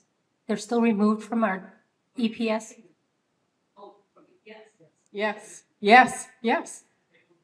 Yes. Because we're not just paying for speech at that point. We're paying their general ed funds because they're identified as one whole number, and we've had that. This fund covers general fund, special ed, whether it's just speech and whatever you just said, or higher level. No. Once that child is flat, if they're between the ages of 3 and 5 in pre-K, and they hit that the IEP flag that identifies them as special ed, completely removed. No from matter the EPS. level of IEP. So the IEP flag is what essentially that is what identifies them as this fund only. So essentially, you say we could possibly have a fund balance in 2213. Would that reduce the future allocation, or is that essentially money that you can then? It's reducing. Go ahead. I was just gonna, so come June 30, right? We actually have more money than we expended. Does that, when we do our upload and quarterly upload, is that going to impact and reduce our next quarter's allocation to make the difference? So we're not essentially building a fund balance in 2213. I believe that's so. That is exactly what we're doing. Going forward, we have learned. This whole thing is a pilot. We're all learning as we go. And so, yes, you can't just build a fund balance and have it go forever. And for purposes of keeping all of our taxes from going out of control, we have to be good stewards of our tax money. We will take that remaining balance and reduce future allocations accordingly. But again, we will never let you go below your need, hopefully. Yeah, go ahead, Cal. If we have tuitioning schools that come to our district, are they going to report the pre-K, or we report the pre-K and we get all the funding? You're the FAPE responsible. Whoever's providing the service gets the funding.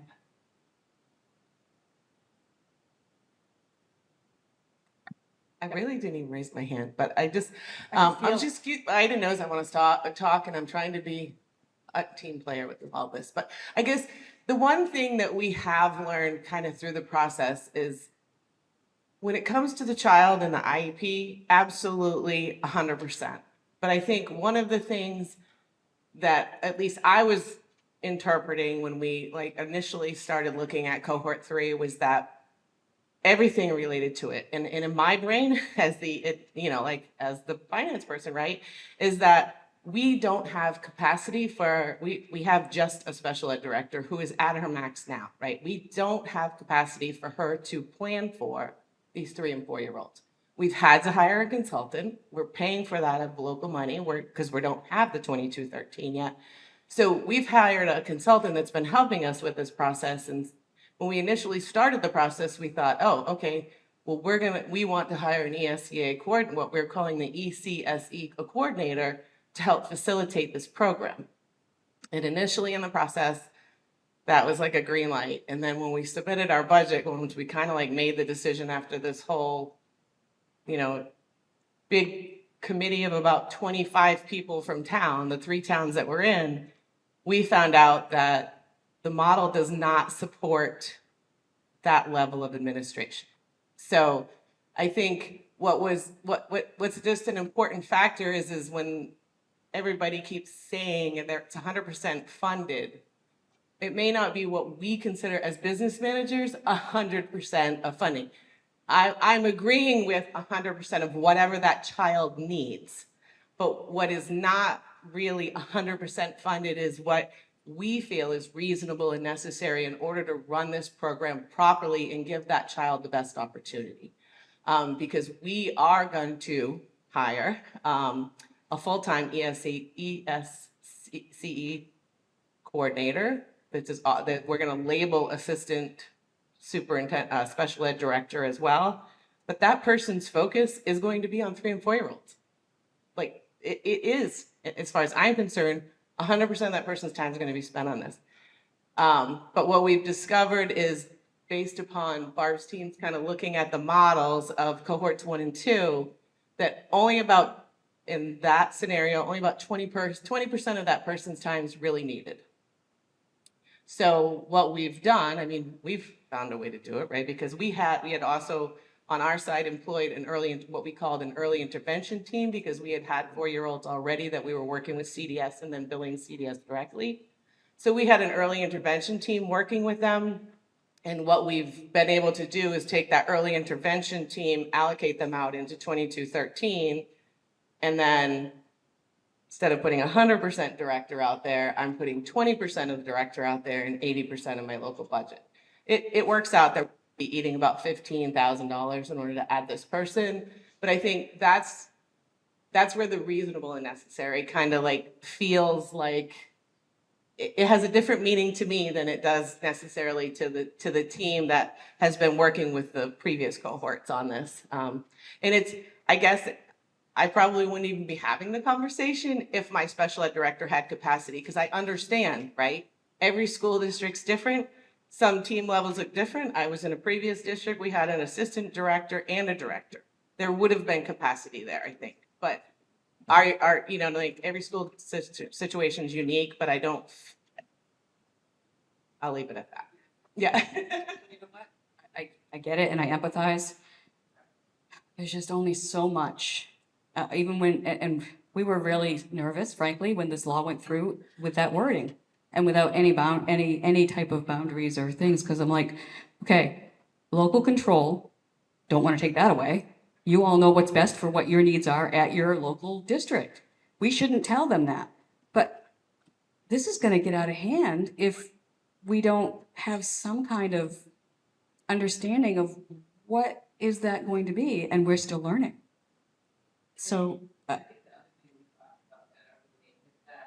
asked, so the other thing we talked about at the meeting the other day was I asked Paula and her team whether or not we could come up with a coding that, I know, more codes, but I think some level of coding for, like, for example, that director that I know is going to be working on strictly 3 and 4-year-olds. Is there a way for us to code it so that they, when they're doing research later in a couple of years, as MEPRI does typically, right, we can say this was reasonable and necessary in here are the numbers, right? Like, so I think that's one of the things that the team has agreed to look at. I guess the other one I'll caution with is IEP coordinators. If a lot of you, if you actually use them, again, that's going to be a shared percentage. So if you're looking at IEP coordinator just for 3 and 4-year-olds, make sure the numbers work. I would also say though, if you're finding like this is a consistent theme, when Sandy Flack goes out, like you need to mention it. Because the more they hear that, like, what is reasonable and necessary, I mean. And this has to go in front of the legislature every year for funding, as well as for reporting on how it's working, because it is new.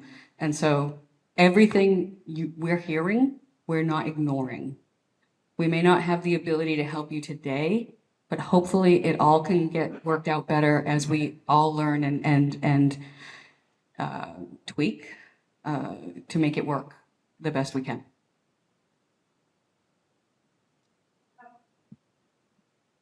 One thing that our school had to do was remodel the bathrooms because the sinks and toilets were too high for 3-year-olds and 4-year-olds. So, yeah. So just bear in mind that if you, that you would have to put in a new bathroom or remodel a bathroom to accommodate. But there is separate funding for accommodations and changes like that outside of this. And so you're not expected to use these funds for that. There is 2.9 million, I believe, put in every year that we can help with accommodations that may be needed to get you started. And that, again, Sandy Flack is the one to speak to about that funding. And those would also be coded to that 3128, Still coded to the same. 2213 fund. We also have coding for revenue from the state agency clients, which is 3122 pre-K only, and Maine Care Special Ed pre-K only. It's 4508. Maine Care billing. I know the law says that we have a service available for that. Stop. At the DOE, we have not yet gotten to that place. So if that is a task that you can accommodate, you'd need to create a service provider location, and there will be guidance, I believe, coming out on this soon. Naming it early childhood services, that would be that pre-K special ed only, enrolled with Maine Care. And the SAU doesn't, in this case, for those pre-Ks, you're not paying seed. You're not responsible because we pay 100%. The state pays the seed. State pays the seed, and we will talk about Maine Care in a bit. So I'm just going to take a minute and pause just because this is special ed, even though it's not EPS. We are intimately involved in it, and we'd like to be able to answer any questions. Related to the pre-K that it was coded to 2213 45 needs and offset. Repeat that. So she asked if the revenue from the Maine Care, where that would be set, and it would be the usual revenue code fund, but to 2213.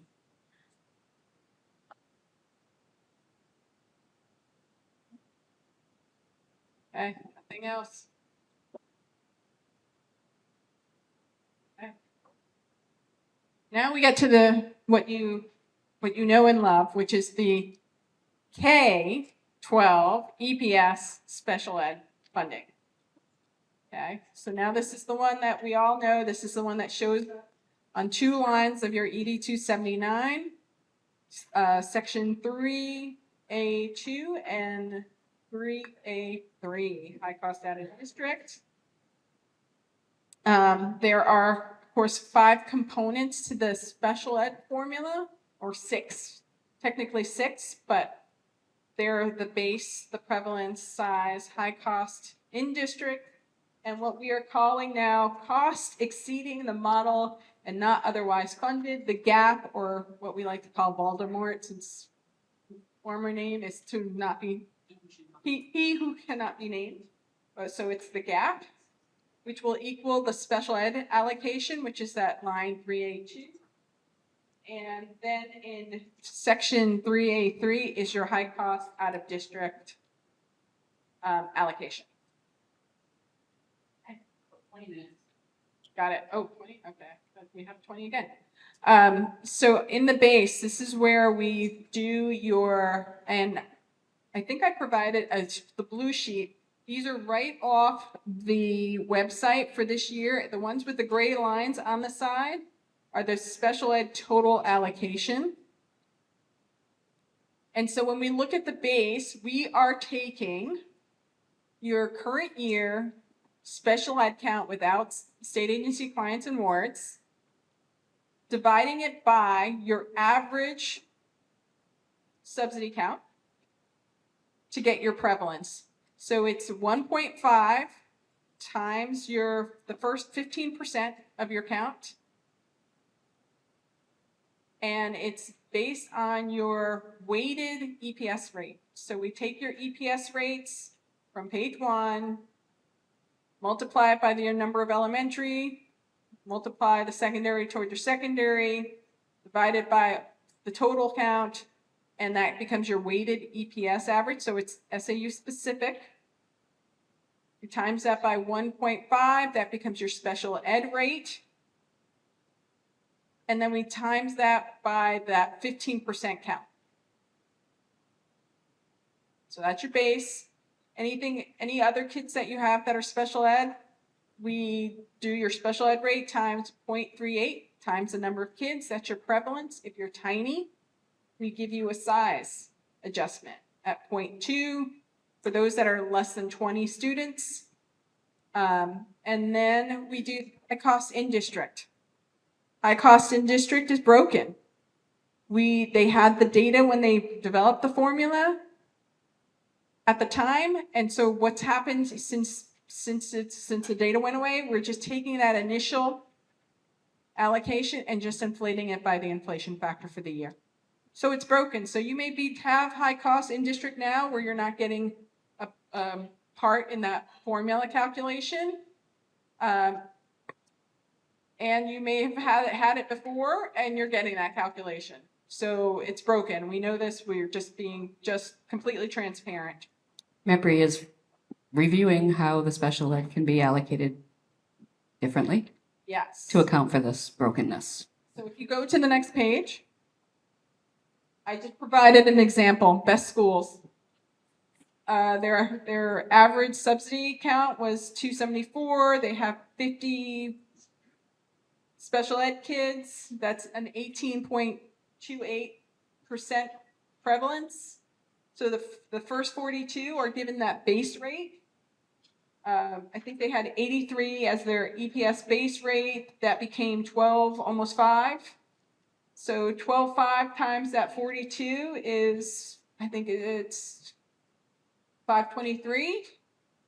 And then the remaining 8 students get the prevalence rate, which was those 8 kids times that 1258 times 0.38, which was another 25,000.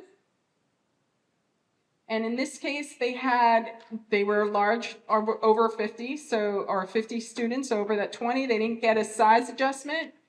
And then they got the high cost in district because they had it in the initial year, so we just inflated it to 77,000. Okay. And next section. Okay, this is a section that we're calling the costs that exceed, which was formerly MOE, it's now the gap. And what we're looking at is we create your prior year, so in this case it would be FY25 special ed per pupil cost. So we're taking the general fund expenses, operating expenses in your files, divided by your special ed count to get a per pupil rate. Then we use that rate and times it by your current year students. And we look at that compared to your net expenditures. And we take the lower of the two, and that becomes your check. So in some cases, it may be exactly what you spent prior. In other cases, it's most likely lower. And that would be because you have less kids. And then we look at that number. So let's just say it's 150,000. Very little number, very little district. And the formula says you're going to get 600,000. So this component becomes the difference between the two. But it will say, so as I said, if this says 150,000, the formula says 90,000, this part will be 60, but your total line allocation is that check. It's that 150. That's what you're going to see on section 3A2. You're going to see that check number. That's what your essential allocation is going to be. It's basically covering the gap from prior year expenditures to allocation model. Yes, that's what it's doing. It's covering that fund. I wanted to talk a little bit about what's net out of your operating. So it's any tuition revenue you receive, your state agency clients or state board receipts, prior year special ed funding, and Maine Care revenue. Now, there's been a discussion, a lot of questions because about, well, why are you taking out this Maine Care revenue? Again, we will never pay for something that's been paid for by another source in the funding model. And if you are coding, so then people have, particularly we've gotten a lot of special ed directors contacting us. It's like, well, you're charging us for seed. It's like, okay, you need to talk to your business office because they should be coding that because you're getting that subsidy amount. We've just paid it up front. So if the credits and debits are done correctly, that's accounted for. And now this is the allocation formula. So I will let you know that we've had a lot of special ed directors contacting us because they do not understand the business end or the accounting for that. So the Maine Care seed, the state pays it on your behalf to DHHS. When we remove the amount from your 279, it's that because we paid a bill for you, and so we're just keeping the money back from a payment. It's not that you're getting less subsidy, it's that we paid a bill for you, so instead of invoicing you and then having you send us a check, we take the funding out before we send it to you. It's not reducing your subsidy.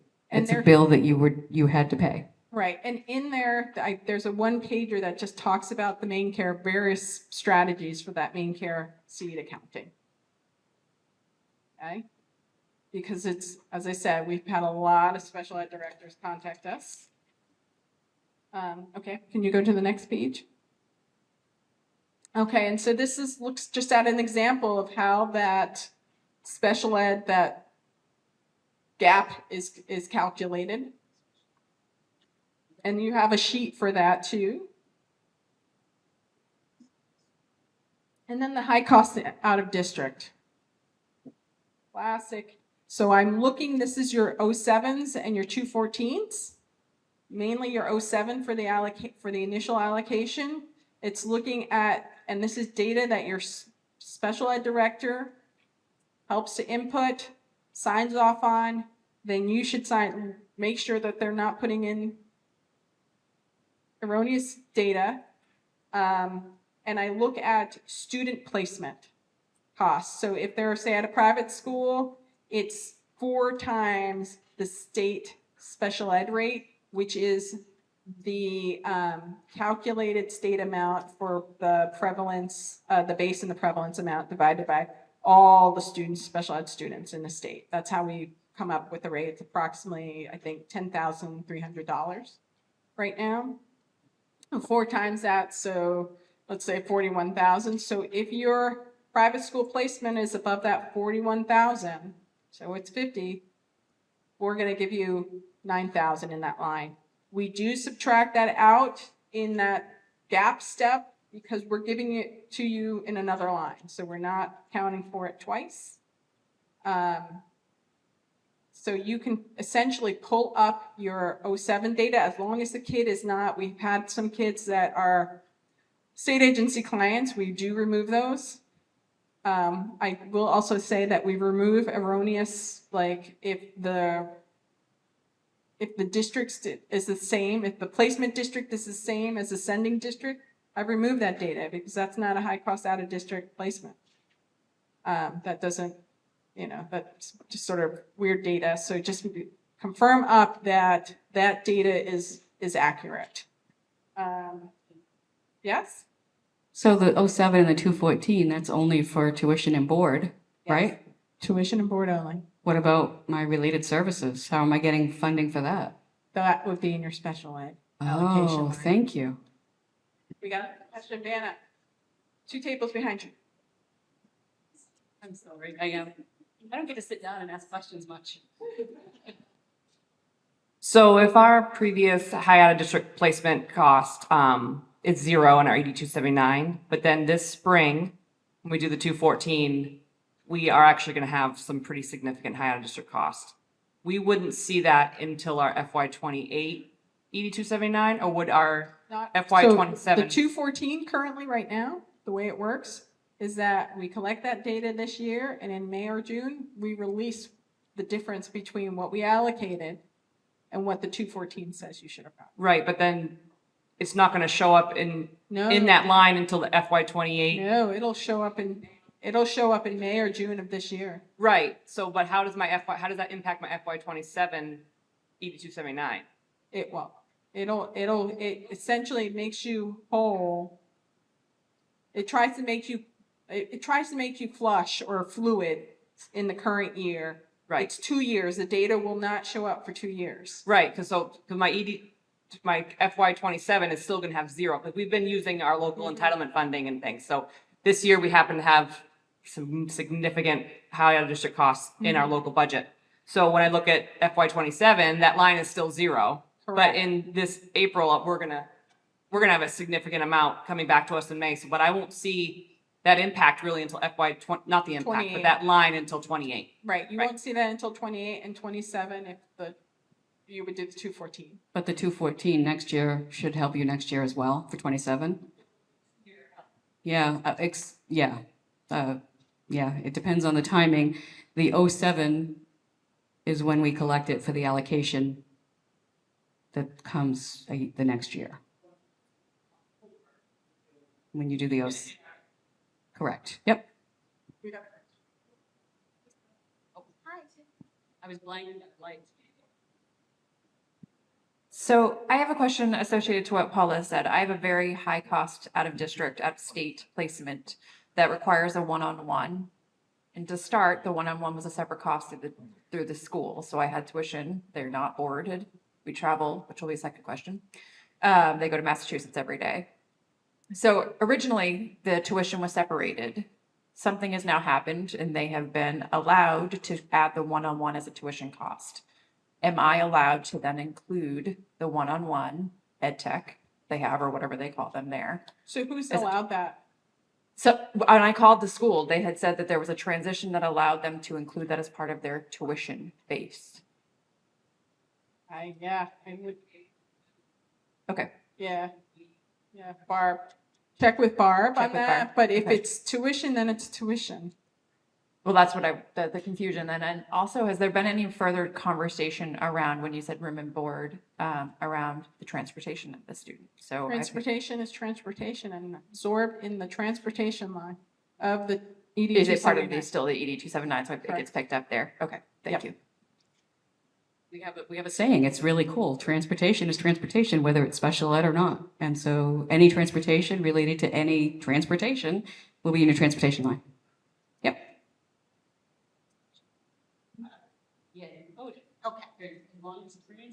As long as it's got that function 20 in that 2700 family, it's going to be picked up in. Anybody?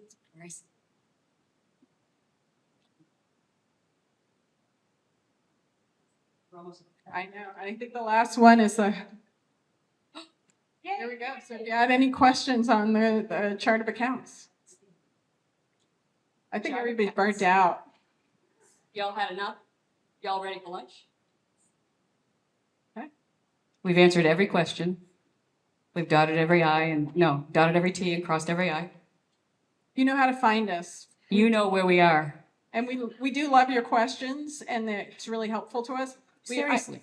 And I will also say, because I have to. Except Kelly. So we're not accountants. We're finance people and coding. So sometimes your questions are very straightforward, like government, and we'll be like, don't know, please talk to your auditor, but feed something back. We see your questions on the listserv when you're helping each other, so that's really helpful too. So, I mean, we do very much, we're always talking about our colleagues out of the office, and we do consider you our colleagues. And we've never been a business manager either. So we truly appreciate the work you're doing and hope that the work we're doing is helping you. Quick question, and I don't want to delay lunch, just back to special ed pre-K. As we transition from CDS, what are you seeing in terms of cost savings or otherwise as you go through these different cohorts? As you might imagine, initially, we're not seeing any cost savings. As in any transition from one program to another, there's overlap. And so we're not seeing any. We really hope to see savings very soon, but we don't expect to see them until after the 4th year of the transition. That being said, the hope is that CDS will change in its primary purpose as it transitions out, but right now it's mostly overlap, so there isn't any savings yet. Just like starting a new business, you don't see any profit for a while. But the other hope that I will add is that by getting to these children earlier, that perhaps the savings will come later in the no longer needing IEP and special ed services as they get older. So that's another hope. I don't know if it's true.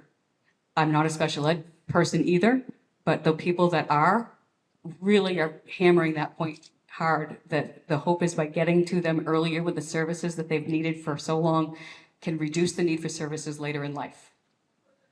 That's what the research says. Paula, I can share. Where are you? I'm over here. Hi.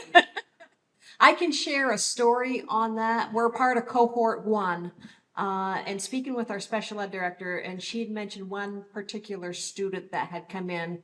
She said it would break your heart. She says the parents really didn't know what to do with it, so they put the child in a playpen for like the first couple of years of their life and didn't interact. So there was a lot of developmental delays with the student. And she says, because we have brought this program into the school system, they have seen leaps and bounds in the students and what they can do as far as their language, their OT, their PT, and their interacting, and just having these students in the school building itself and being able to interact with their lunch and the other students and things like that. They're transitioning easier into the pre-K and the K programs. That's amazing. Thank you for sharing that. That's just sweet. That's the hope. Anything else before we turn it over? Oh, one more. So I just had a question regarding the pre-K estimated pupil count.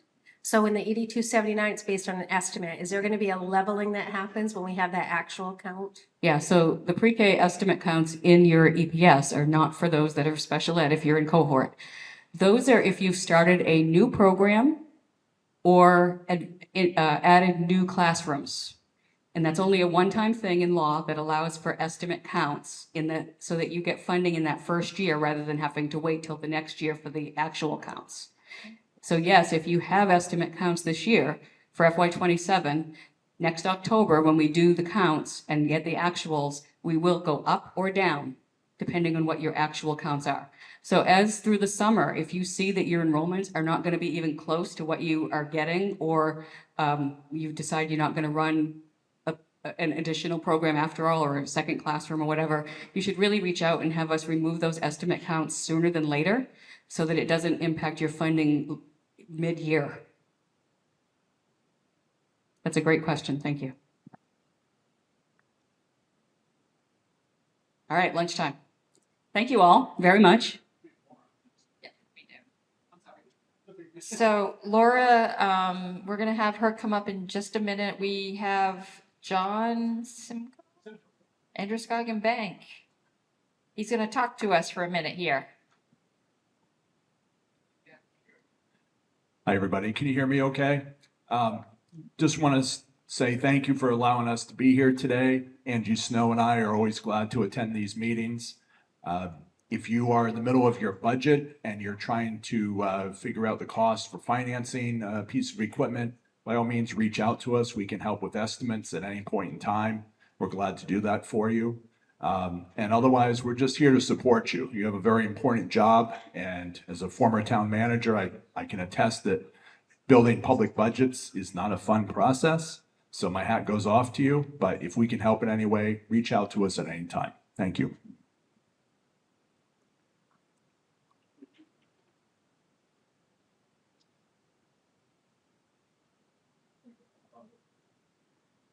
Just a quick mention, we do have Chris Brook and Justin Rathbone with us from Competitive Energy. They've just come in and they are in the back of the room.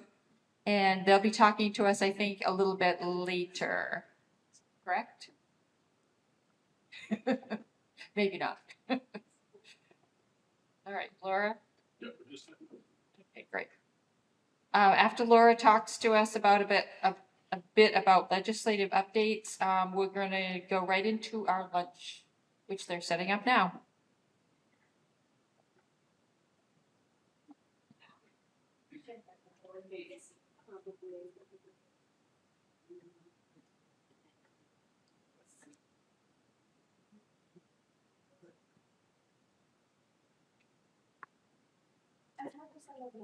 How do I? You should be able to. Is this a screensaver? There, oh, I just turn it off. Whatever. There you go. Good.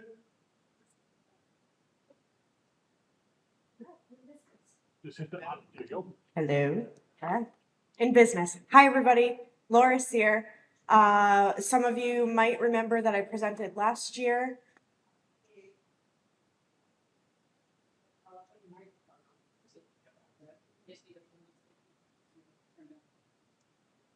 Hello. There you are. All right. I'm going to try not to push it again. We'll do pinky out. I'm going to do a little bit of sort of what's going on in the legislature. I'm also going to give you a little bit of what's going on at the federal level. I will go through this very quickly, but if you have particular bills that you would like some extra information on, please let me know what they are. I may be able to answer your questions off the cuff, but I will certainly be able to get back to you. So we're going to start with the legislative calendar. What's on the table? This is the appropriations table. You might remember from last session that it sometimes happens that bills don't move very far through the process and they get stuck in the swamp that is known as the table. This is because those bills have money attached to them. And so it takes a little bit longer to make those decisions. We're going to talk about the budget, the actual budget, biennial budget versus the supplemental. This year, we're taking care of the supplemental budget. Where we stand now, the difference between first and second session, I can tell you I'm a lot less tired this session. First session was last year. That's when all of the new bills get printed and the Department of Education tracks approximately 300 bills every first session. This is the second session, known as the short session. And so we're looking at being wrapped up around the middle of March, which is coming right up. And we have about 40 bills that we're tracking this session. And so that's just a nicer number. And then we'll talk about things like statutory adjournment, which has more to do with the calendar. In terms of the federal stuff that's going on, this is the time of year, if you take a look at the timeline, this is the time of year where the president will send Congress his budget proposal. So when this happened last year, folks got a little bit nervous, which is why I wanted to talk about it a little bit today. We have not seen the budget proposal yet. Last year, it didn't come out until May, so we may have some time there. But the budget proposal is simply that.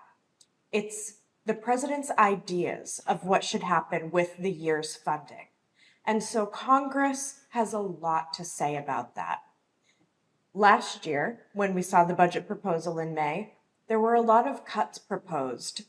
Those have not turned out to have happened. So we got a few weeks back, when the budget was finally approved, we got some federal level funding, which means nothing really changed. There were a couple of places that saw minor decreases, but the sweeping cuts that were proposed in the president's budget in the summer did not happen.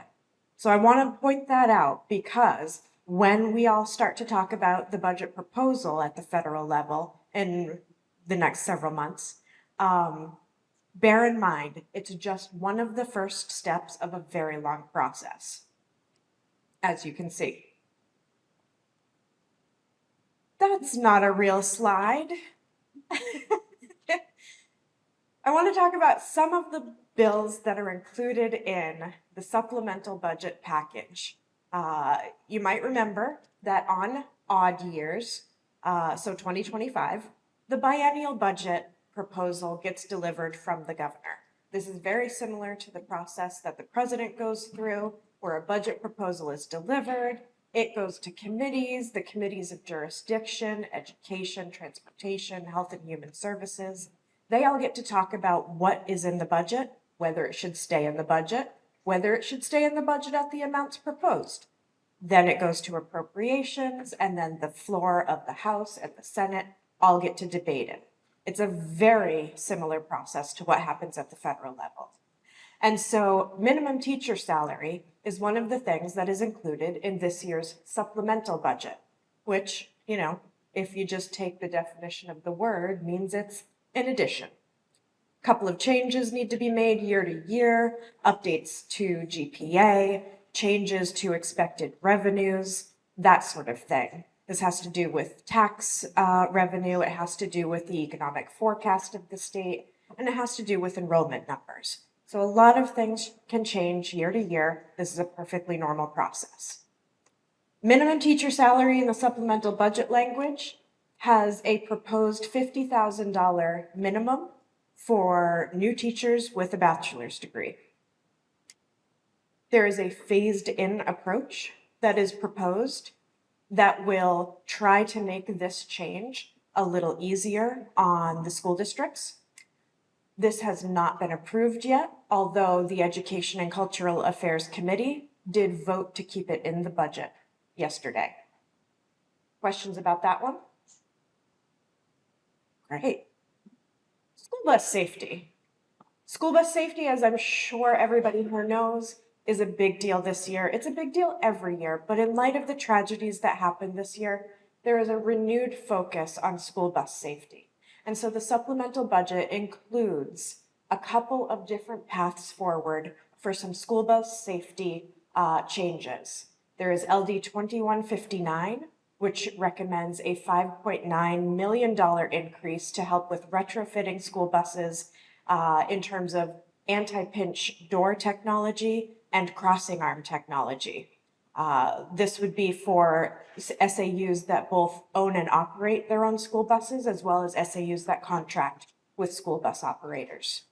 There is also a mirrored $5.9 million, very same language as in LD 2159, mirrored language in the supplemental budget. So this single initiative has two paths forward financially. It does not mean that there's a potential for $11 million investment. It means that one or the other, or neither, could get through the appropriations process. Both is not an option. So I just wanted to make that clear because the Education Committee had some questions about that yesterday. This also includes some additional staffing from the Maine School Safety Center. So you may know that the School Safety Center has a transportation coordinator. We are proposing that an additional staff person related to statewide training, technical assistance, policy guidance be included at the School Safety Center, specifically for transportation safety. Any questions about that? All right, moving right along. The cell phone ban. The governor has proposed $700,000 to assist school districts with a bell-to-bell cell phone ban. The Department of Education and the Maine School Management Association are proposed to be tasked with tasked with policy development guidance. We will be working with not only the Maine School Management Association, but other education organizations to develop a model policy that could help school districts understand the ways that this ban could be implemented. The $700,000 is going to be available if it gets through the budget process. All of these things are contingent upon getting through the budget process. These funds would be available to schools to help them come up with administrative, structural things, the pouches, whatever ways schools might solve this ban bell to bell in their own locations. It is also available to schools that have already implemented a ban and seen costs associated with that. So as this works through the process, we will keep you all updated on the availability of those funds. Laura, Any questions? Yes. just quick question. Is this new legislation or is this based on the legislation that's already passed? There has not been any legislation passed for a statewide school cell phone ban. Last year, you might remember, the Education Committee discussed doing this very thing. And what they landed on was a model policy for schools to address whether this might work in their own communities. So yesterday, when the Education and Cultural Affairs Committee was talking about this initiative in the supplemental budget, they referenced the legislation from last year and said, you know, maybe we haven't had enough time to see how this plays out at the local level. Regardless, this initiative was voted to stay in the budget, and so it proposes new legislation that would require schools to have a cell phone ban. As you might know, this is very unusual that the state would, from the top level, mandate this sort of decision at the local level. We are very proud of the local control authority that you all have. And so it's quite unusual. The dollar amount is quite high. And so we're watching this very closely in terms of policy adjustments, sort of philosophy adjustments at the local level, and the distribution of the funding. Great question. Other questions on this one? All right.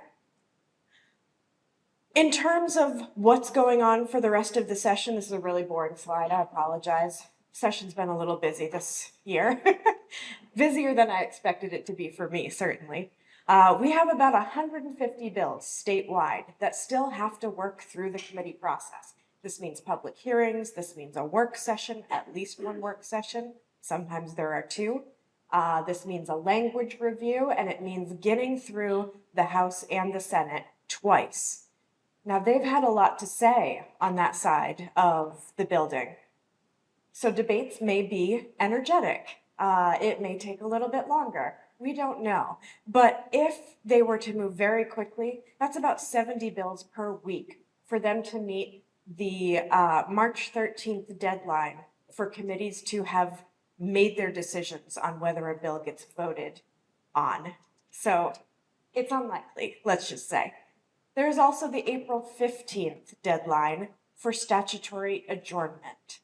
That means that all of the bills will have made it through committee, will have come through work session, will have been reported out to the House and Senate floors, and they will have done all of their work.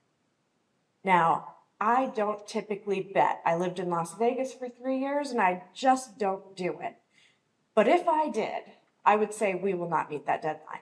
In which case, the governor will have to allow the legislatures to stay in session in order to get all of their work done. That means the date of effect on anything that gets passed could be anywhere from, let's say, August to September. Because unless it's an emergency bill, which would take effect immediately, all bills that are passed have a 90 days after the date of adjournment date of effect. So you might remember last year, the policy bill, the bill on the cell phones last year didn't take effect until September 24th. So typically we expect legislation to take effect around the beginning of school. It makes it a lot easier to plan. However, anything that we see that is likely to be enacted, we will take care of getting some guidance out to you in advance of the start of school. So we don't expect you to shift gears once school has started. We do our very best to get guidance out to you about changed legislation and what you should be on the lookout for before school starts. Questions about that set of timelines? All right. Oop, hold on. The important thing, the big EPS formula report, LD 318, you know that Paula and the team and MEPRI, the Maine Education Policy Research Institute, has spent a year and more studying the EPS formula and what that means to all of us. The committee has received their report.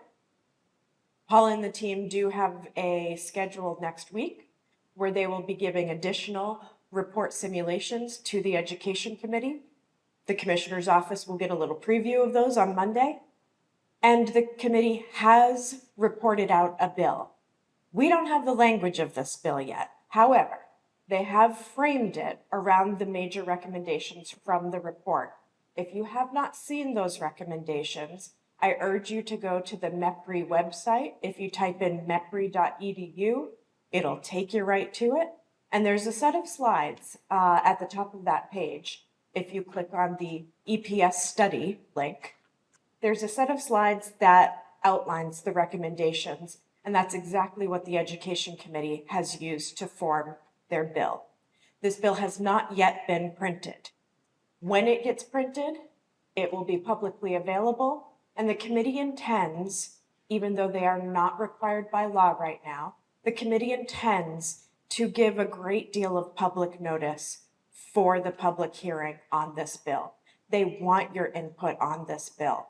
They want to make sure that you, your superintendents, your principals, other folks that might be affected, parents, for instance, taxpayers, other folks that might be affected by any change in the EPS formula will have an opportunity to speak to the committee and let them know what they think about it.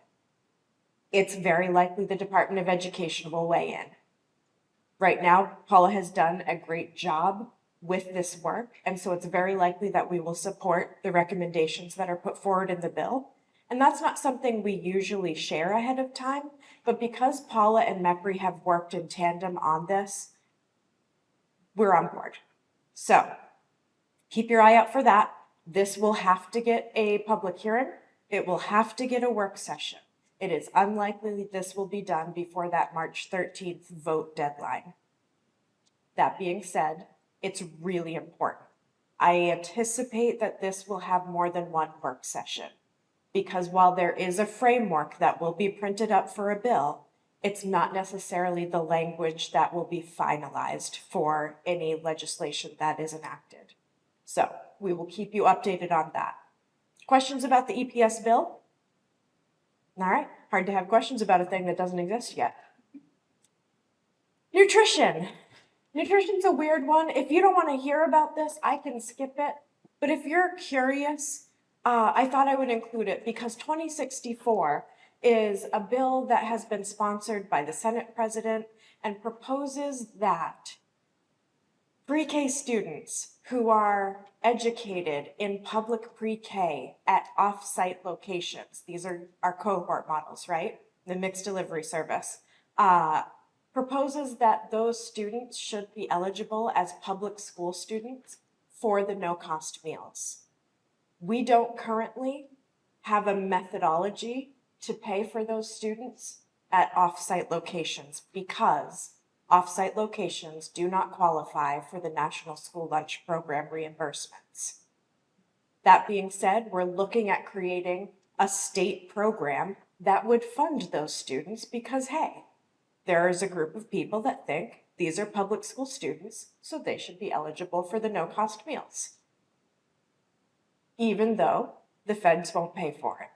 We're trying to figure out how to make that work at the local level, at the state and local level. There's a question of how many students this involves, to what extent are we projecting these funds moving forward? Is this just 4-year-olds? Is it including 3-year-olds? Is it including 3-year-olds with IEPs, et cetera, et cetera? So there are a lot of details to work out. But the committee did, in a divided report, meaning some voted yes, some voted no, the committee did vote this ought to pass. LD 2017 is one that might change some data recording elements. Again, if you have more questions about this one, I'm not sure to the extent it might affect you, to the extent that you are responsible for collecting or reporting forward this data. I think it's probably not really relevant to you, but I wanted to include it as one of the areas that might reduce some administrative burden, which everybody likes to hear. Construction. We do have a construction bill that was carried over from the first part of this legislative session. So last year, it got moved over, but it didn't do anything. It wasn't enacted, it's just sort of hanging out. We are anticipating that the Governor's Commission on School Construction will report out to the Legislative Committee, the Education and Cultural Affairs Committee. We're expecting that this LD will be amended to include any recommendations from that report. We do not yet have that language, but I wanted to keep it as a bill to watch out for you. That's all I have, unless you have questions. Any bills that I didn't speak about that folks have specific questions about, if you don't know the LD number, that's okay. Tell me what it's about and I'll try and pull something out.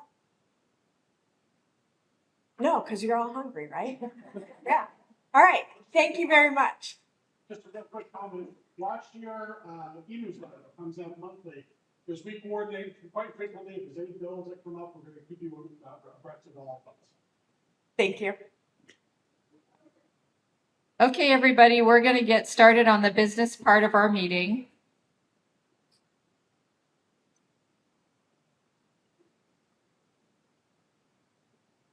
Okay. Can you hear me? Okay, great. The first step is just for parliament meeting. We do have a quorum. It is now 12:30 for the business meeting. Thank you. Okay, we're going to do the adoption of the November meeting minutes. Could I get a motion, please? Okay. Who moved? Sherry? So Sherry seconded it, and who was the motion made by? Sorry. Sherry motioned it and seconded by Chris. Great. Discussion? Did you get that, Don? Chris Franklin? Discussion. Okay, let's vote. Hands, please. For yes. Okay. Thank you. Nay? No? Okay, perfect. Treasurer's report? Okay, treasurer's report. Could I get a motion, please? Or, Sherry, did you want to present? Do you have anything to say? I shall so move. Second. Any discussion on the treasurer's report or questions? Okay, let's vote. All in favor? Any against? Thank you. So moved. Committee reports. Do we have anybody that would like to do the professional development? Jennifer?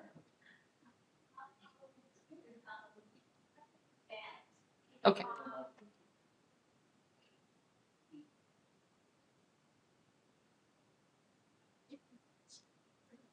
We haven't met as a committee, and we gave Mike a list of some opportunities that he might arrange for lunch and learns, and those are coming in. I don't know if they're in any particular order. We kind of just gave him, there were 4 or 5 different topics. I really think that's it. We haven't received any new requests for folks to become certified or anything in a while, so. Thank you.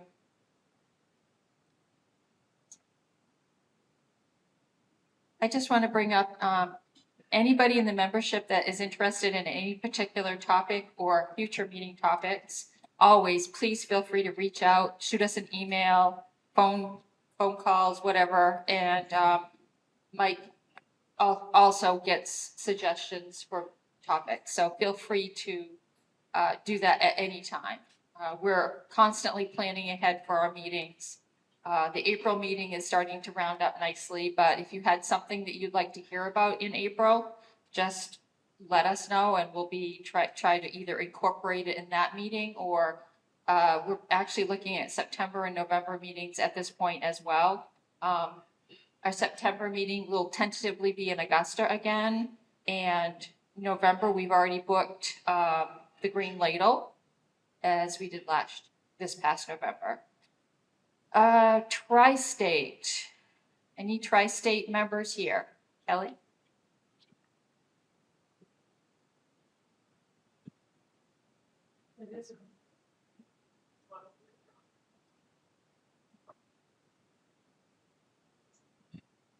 There we go. Oh, geez.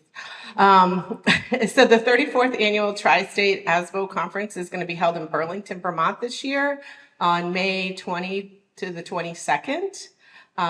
Tri-State ASBO is put on annually by a group of volunteer school business officials from Maine, New Hampshire, and Vermont. The conference includes a variety of professional development, wellness, and networking activities over 2 days. This year, is the Lake Champlain Champions for Champions of Education.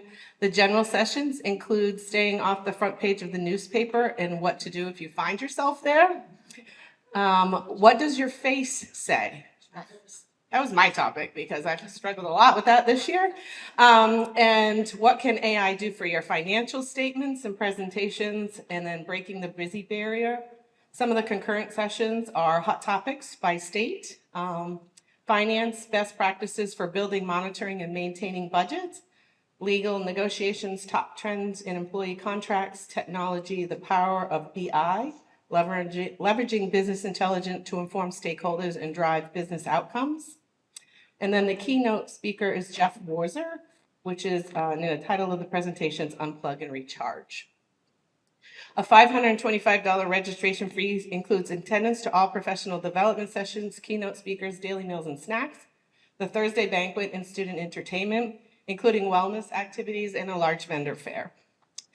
And then you can visit tristateasbo.org if you would like to register. The link is there. I have asked Mike to include in the next newsletter an actual link to the registration. And just for those who are kind of on the fence, there are limited discounted hotel rooms on site. And so if you are interested, I do encourage you to go to tristateasbo.org if you haven't already to get registered and find the link to the rooms. Right now, the discount code is TRI, T-R-I, and it gets you the room for $175 a night. And Sherry, did you want me to talk about the scholarship a little bit? Yeah, go for it. Okay. So the other thing is Maine ASBO offers 2 scholarships annually for new attendees to a Tri-State conference. So if you've never gone to Tri-State before and you're hoping to get some assistance with offsetting some of the cost, about $500 per person for 2 people could be available. It is a reimbursement model, like a student activity account, right? So you would apply, get approved, pay for everything yourself, and then present the receipts to Tri-State, to the Maine ASBO group to get reimbursement. Thank you. Zach, do you have anything for legislative? I think we covered it. Yeah, I think we did. New business. So the executive board met this past week and talked extensively about due structure. And we did the survey, which is not up here, but basically more than 40 of you responded to our survey, and we would really like to see a due structure that incorporates a tiered system based on the size of schools. So in other words, we would take your October enrollments, and that based on your October enrollments, that would be the size of your school for your due structure. This means that the business office personnel would all be included in your dues each year. So instead of an individual or a office due structure, we would have just a tiered structure for everybody. That means we would end up including all of our business personnel, office personnel in Maine ASBO going forward this coming year. I think that we all agree that this would be a great way to include everybody, but it also means raising the revenues we need to support our budget.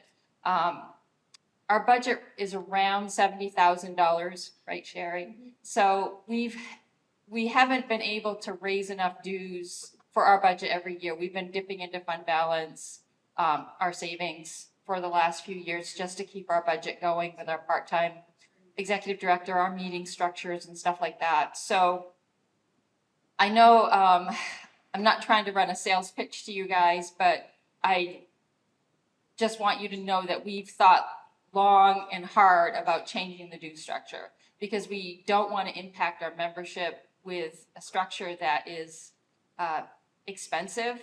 But in the meantime, we also have to support the organization as best we can. So that's kind of where we are at with changing it to a tiered structure.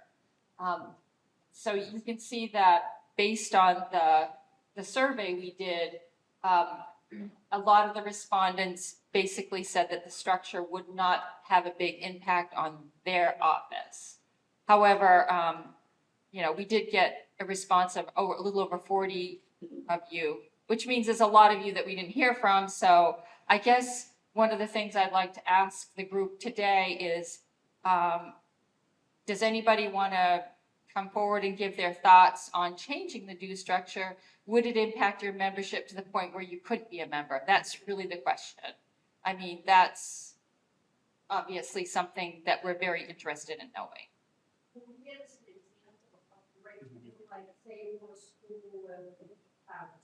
Yep, let's pull that. Zach is our numbers guy, and he was really good at giving us the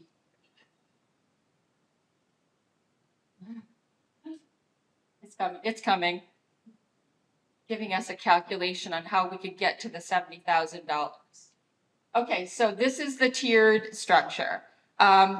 Ironically, if you look at 0 to 499 schools that have students of that population, there was 26 schools. And then there's about 20 schools that have 500 to 999.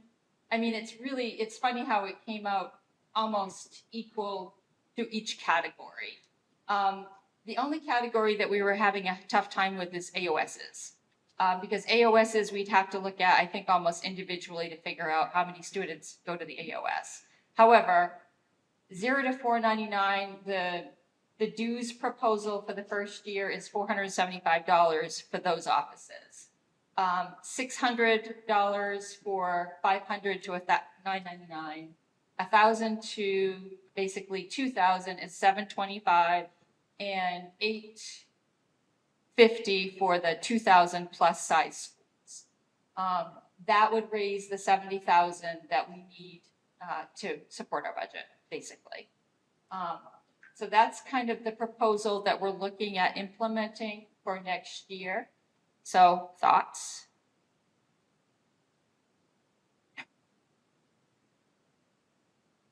Anybody?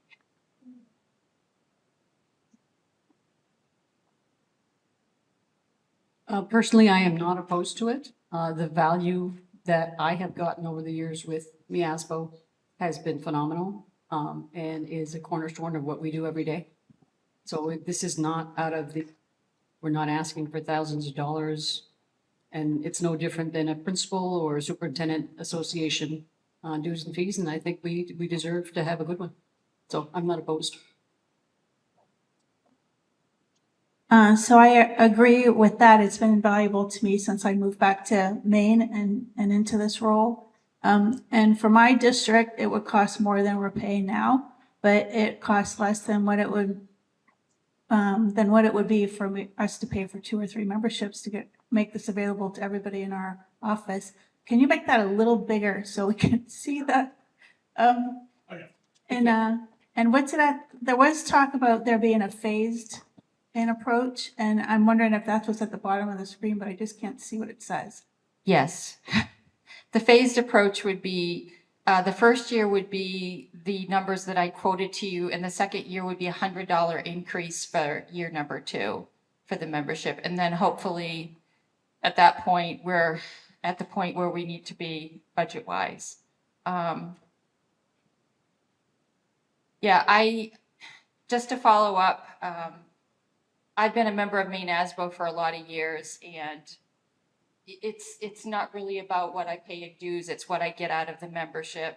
The fellowship, I'm probably going nerdy on you guys, but as you know, as some of you have seen in the background of my office, I have Lord of the Rings. So the fellowship that I get out of this is really important to me.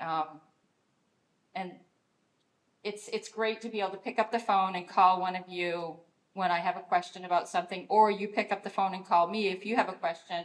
That's invaluable. We can get information from each other fairly quickly. We still do have some great support groups around the state that are helping each other out. I just talked to Natasha Winslow, and her Northern Maine group is up and running, and they're loving it. So the support groups we have with each other is amazing. So anyways, anybody else want to make some comments? Because the biggest fear I have is that we're going to lose members, just because it is basically, for some of us, it's doubling our costs. And unfortunately. For some of us, it's cost is more than what it costs for our principals as being members of the Principals Association.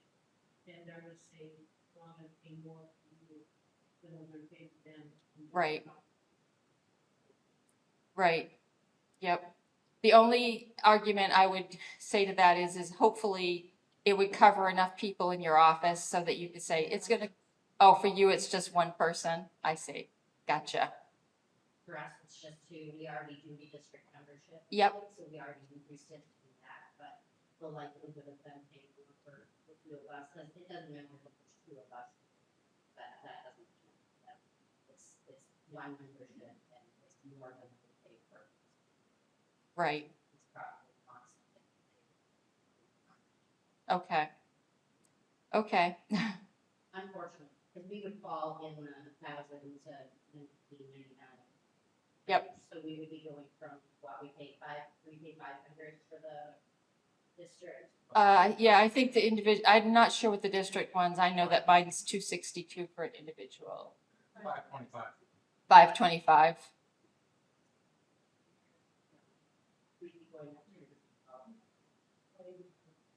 Yep. All I can say is I'm happy to argue with anybody about what the value is, if possible, Well, just the Drum and Woodland Conference alone would be $250 per person. Usually $250 for the first person and $100 for the second.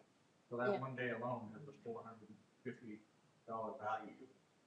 Yeah. So, Yeah, the other thing that we have implemented that is an expense, but I think it's valuable, is our 4 meetings a year have turned into full day-long meetings with lunch and a venue, and that is another cost that is part of our budget. But it's valuable because, these in-person meetings, we get together, we see each other, we talk, and it's social to some extent. But, well, anyways. Oh. It was kind of supporting the pay structure and some reasoning. Yes. We're the only person.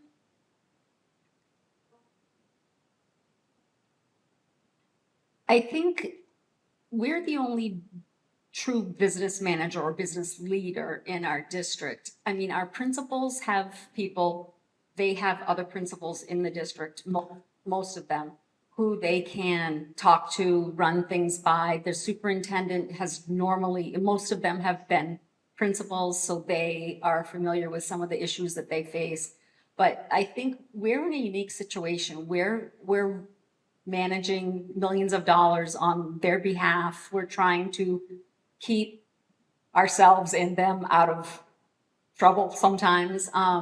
And I think it's important that we get together. And I mean, I just spent the day unloading on Gabby here. And I mean, I feel better, but now she's probably thinking, oh my God, girl, you have got to get out of that place. But I mean, I think it's for us to have that and to be out of the office 4 days a year, and to offer that to our other office colleagues who may or may not be interested in the agenda. That's what I was just telling Holly, that, I have one that would have come to a meeting because there was something on the agenda that she was interested in. And the other person in my office is usually not interested in much, so she would never want to come. So I don't think it's going to impact the capacity in our office. I just think it's a good thing, and I'm going to argue with my board if they won't increase my PD line. So. Thank you. I mean, we'll definitely continue the conversation. And I encourage anybody that is looking at losing their membership to shoot us an email, let us know if you are in danger of losing your membership because of the cost, so that we are aware of what's happening. The board is certainly discussing this for our April meeting is when we set the dues. So this is why we're bringing it up now, so that we can hear from everybody. And Mike will put it in his newsletter so that it gets out to the whole Maine ASBO group. Obviously, this is a small portion of us. We have several hundred members. Okay. I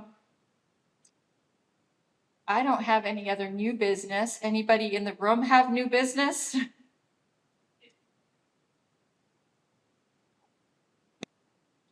I was approached by a gentleman, just a little historical, as we all had to have a integrated pest manager for your district. Ours was retiring at the end of the school year, so I drew the short straw. So as I went to training, I come in contact with Jim Rainey, and he was at our meeting last year, and he asked if I could just bring this forward, and maybe we can post it on our website. And basically what it is it's a member of EPMA. It's a custodial maintenance organization here in the state of Maine, for them to get together for their professional development and all of that. But where maintenance, custodial facilities kind of all falls under our realm as well, he thought that this might be a good thing to just kind of keep the groups connected a little bit. So if everybody's in agreement, I'll just shoot the information to Mike and he can add it to the website. No problem. What is your opportunity? Yeah, we're still talking about the vendor side of dues as well. Some of the membership dues of the critical ones, that's the side of our budget that draws.